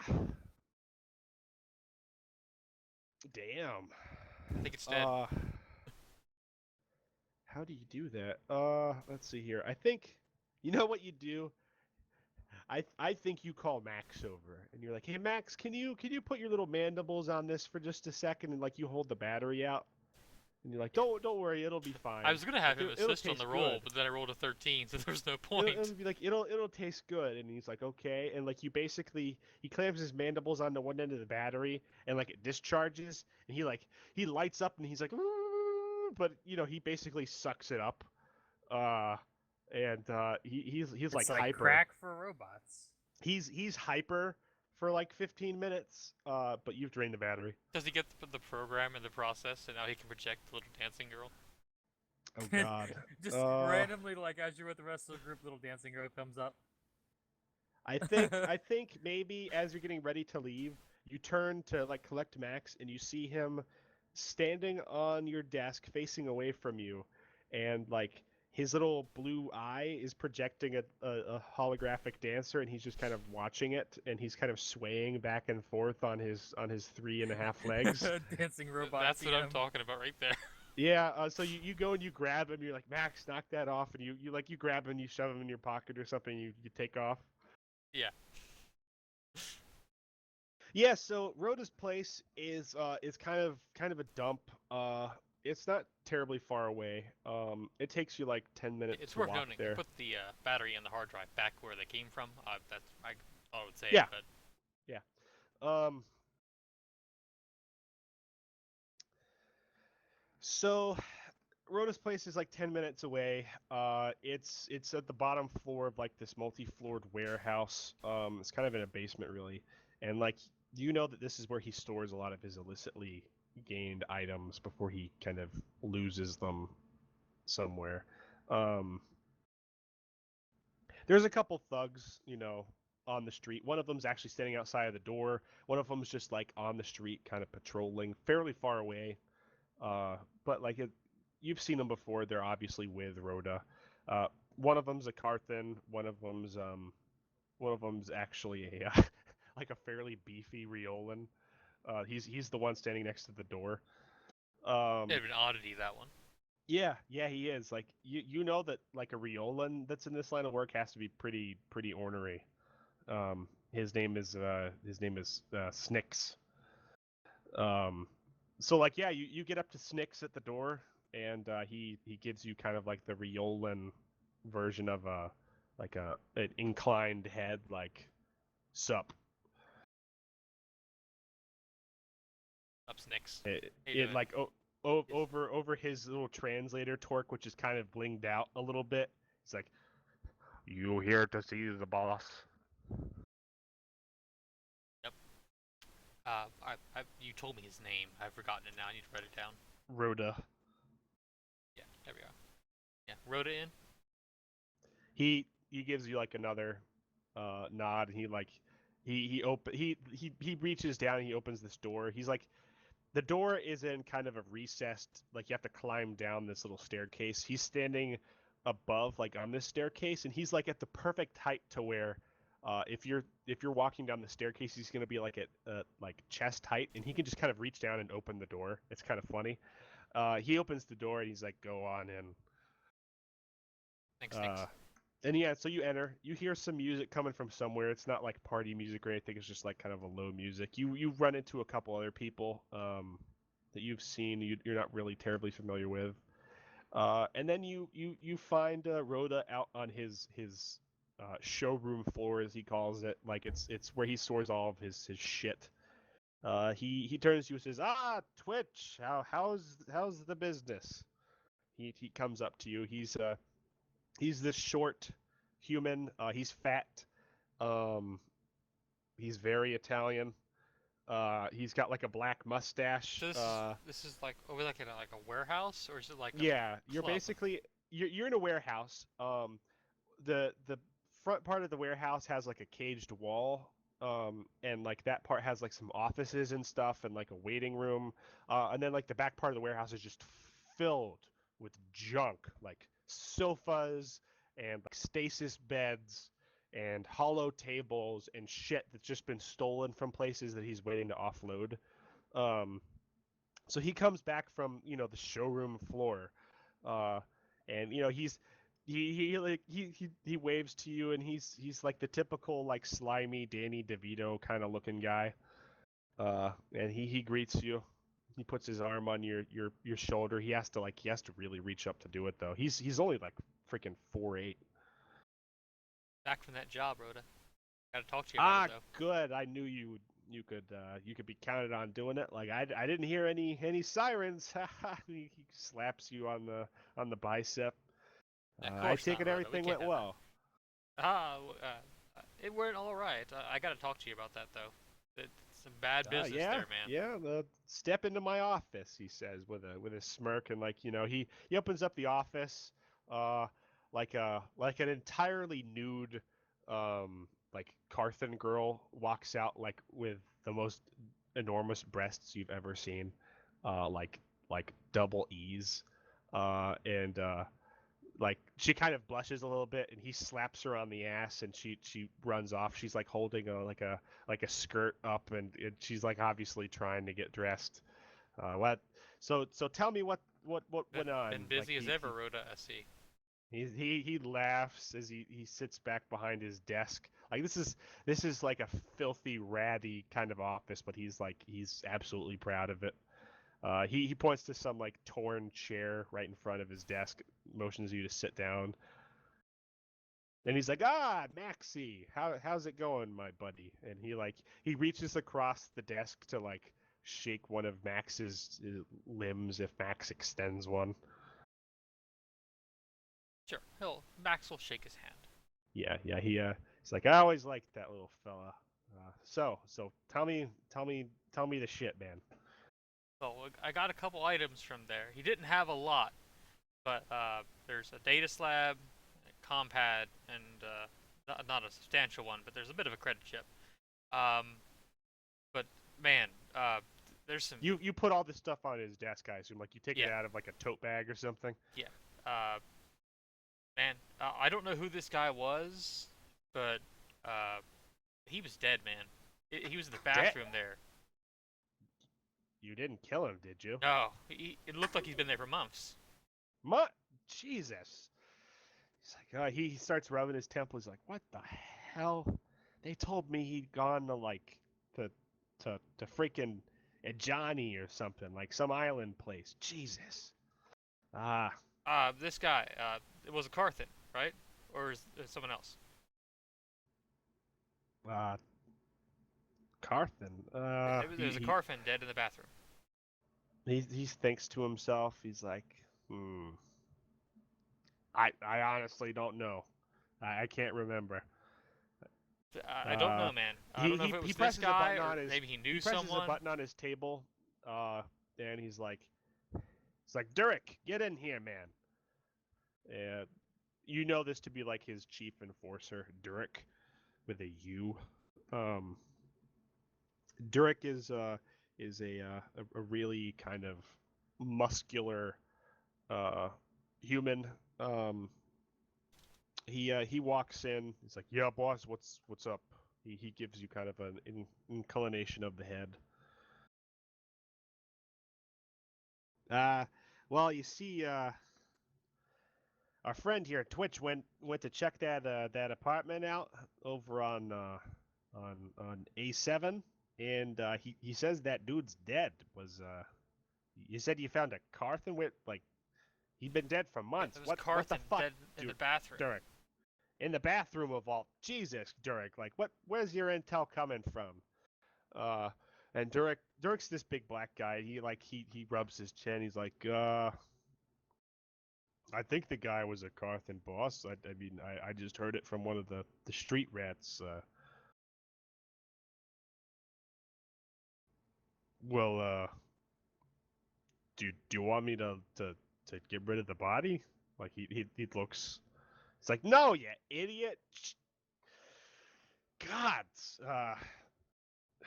it's hard to find good help these days. He gives you like an apologetic look, and Derek looks a little bit pissed. He's like, get out of here, and Derek kind of slinks off.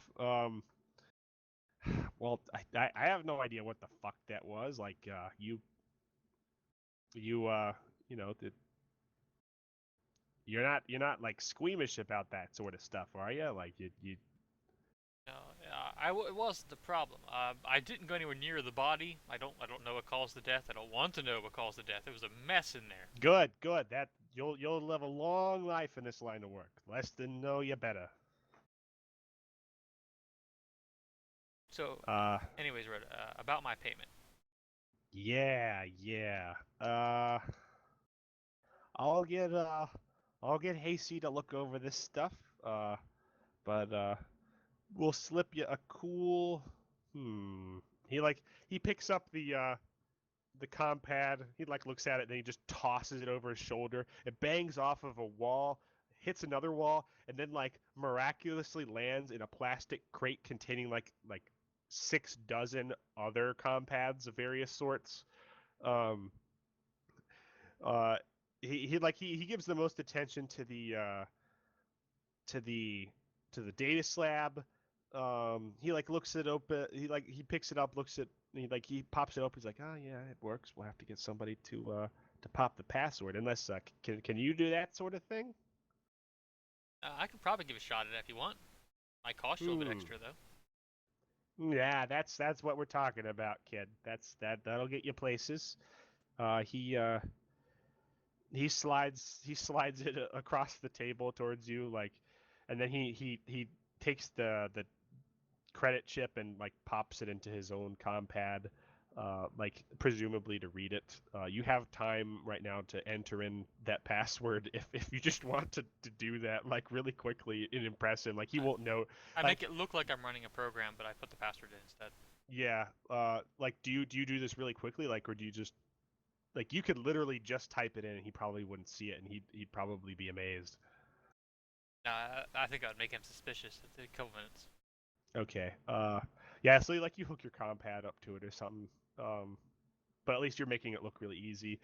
And then you enter in your password. And he's like, oh man, that's great work, boy. And he's looking at it, he's like, yeah, good shape. And he takes another look at the credit chip. Like he's obviously seeing that there was 300 on there.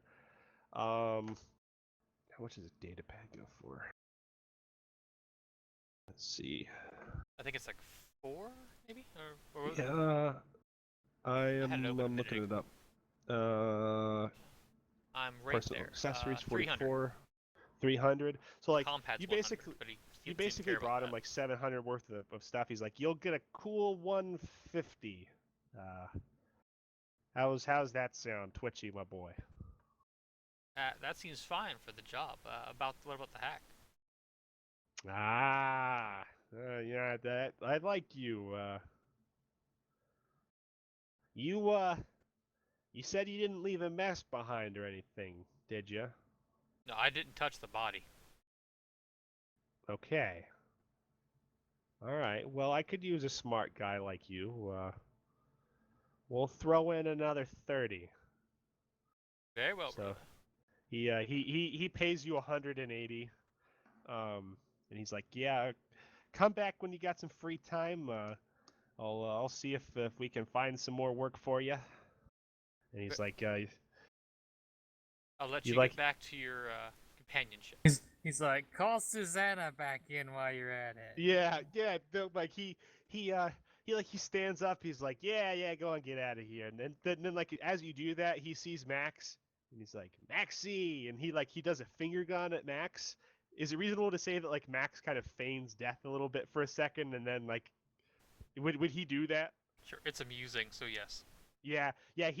He puts one of his claws up, and he does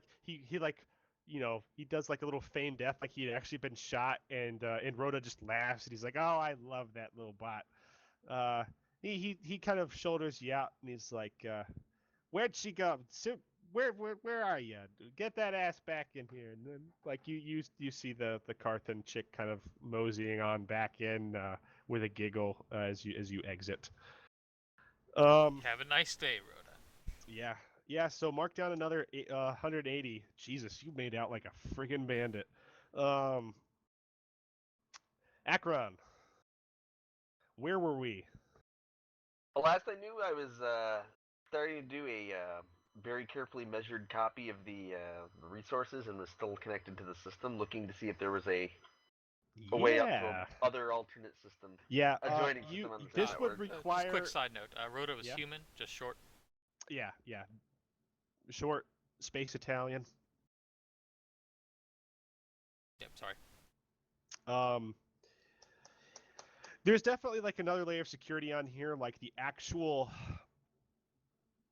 like to be able to actually change things, like flight paths and stuff. That's like an entirely different level of security. And to communicate officially as the Port Authority is another level of security as well. As well as like their extensive records. Like you can see like the manifests of things coming in, but like manifests going back like months and whatnot, that's harder to get to. What about bank account information? Out of curiosity, while I anything like that Bank account information for whom? For the company. No. Copy that. Like payments, you can see like docking fees and stuff are routed. Like, can I get the card number of everybody that's ever swiped their credit chips? That you know what? hilarious. If you're in that kind of mindset, you're not going to be able to access their bank account. But you basically have the identity of one of the kind of officer levels who routes these things. You think it's possible that maybe you could put some sort of backdoor routing to where whenever like the next transfer goes through, or maybe like if you did it in small amounts that they might not notice like for a while, people paying docking fees or taxes on stuff like that gets routed through here, like you might be able to shunt it to a private account. I'm going to make a note of that, but I'm not going to actually do it. Too bad. Well, there's a reason I'm not going to actually do it. I'll even go as far as writing the program for it, but I'm going to give it with the rest of the information. So yeah, breaking into any of the deeper levels of the system would require a fairly substantial security check. Like that's like the safety hazard kind of area. The other thing is you mentioned you wanted to leave a backdoor to yourself in the system because this is a rotating authentication code. Yes, that was actually the next thing I was going to address. That will require a computer rule as well. That's not going to be nearly as bad. Let's see here. Let me look at my handy dandy sheet. I'm going to say that's going to be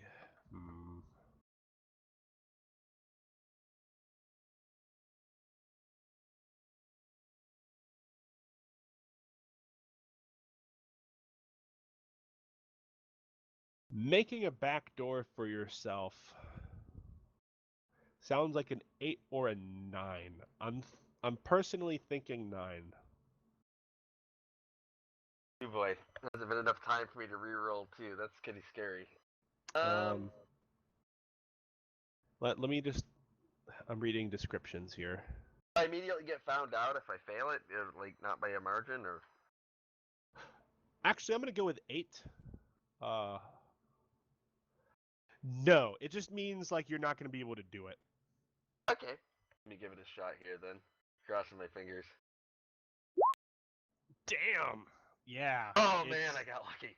You're like, you've actually built a backdoor into a system just like this before. Like maybe the fucking Ashara, the maintenance system, had like the same sort of security there, and like when you wanted to like clock in, or like clock out, but you had already left, like you could access it from your to access it from your quarters or something. So you didn't have to go back to the engineering. Like you actually hacked the system.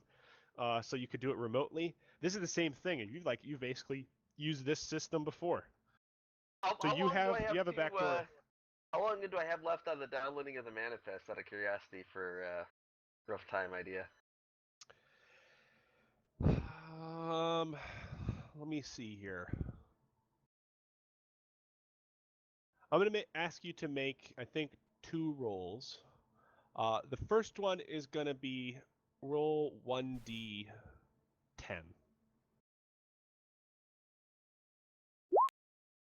Wow.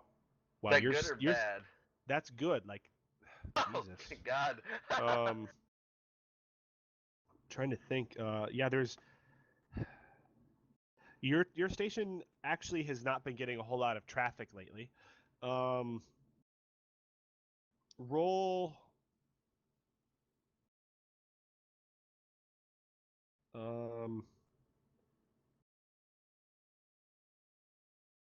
Roll 1d6.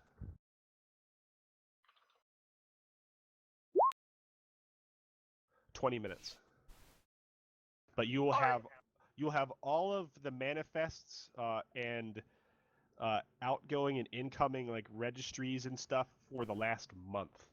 While I'm downloading, I'm going to be doing 2 things. One, I'm going to be having an email ready to fire off that I'm going to send to one of my shell accounts that from the guy that account that this is, saying it's done.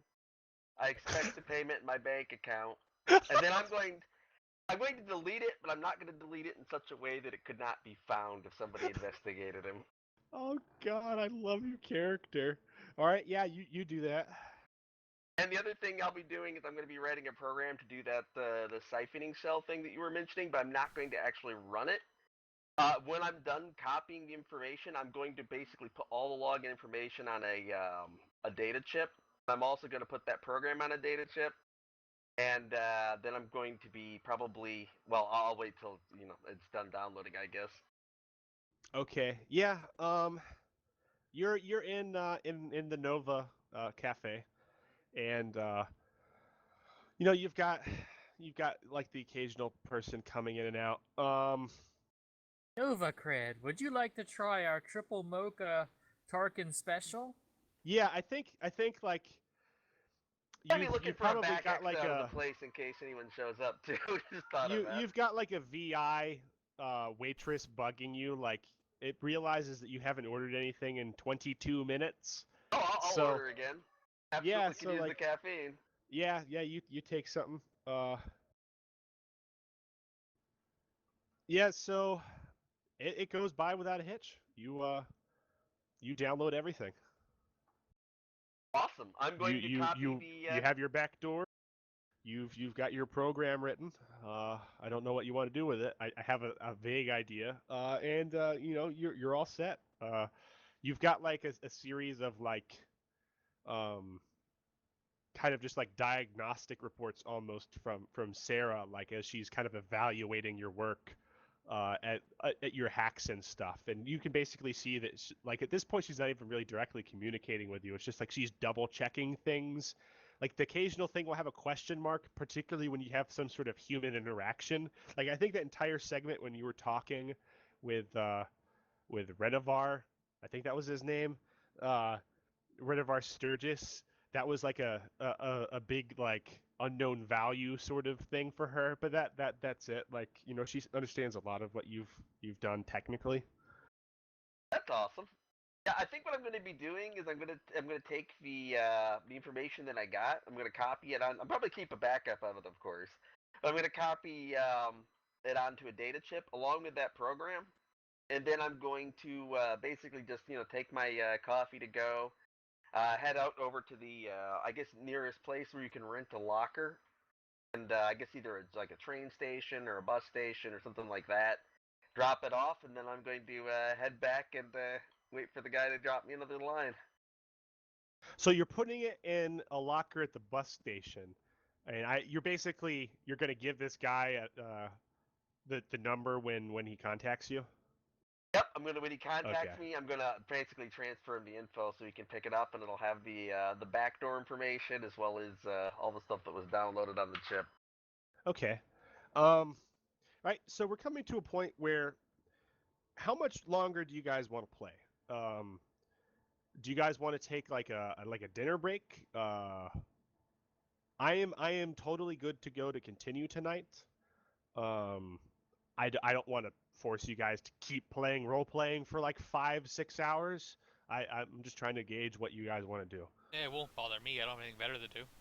Yeah, I'm enjoying Are everything. you I'm are you down guys to go a enjoying while longer. your sessions? I know Ray's had a really rough one, but like you had like a really fantastic end to that thing. Like you put that gang down like a bunch of bitches. Not only that, the ones that go back are going to have a rival gang on their doorstep. Yeah. I don't know. So I'm having a fairly good time. Not Yeah, to mention, yeah, I I now think have so. a anonymous credit chip that doesn't belong to me to buy parts for with Max. And a dancing girl. yeah, I think things are going well. Would you guys like If you want to mind take a break, taking that's fine. maybe Oh, yeah. like a dinner break for the next? I need to go check to see. I'm gonna call it like a half hour or so.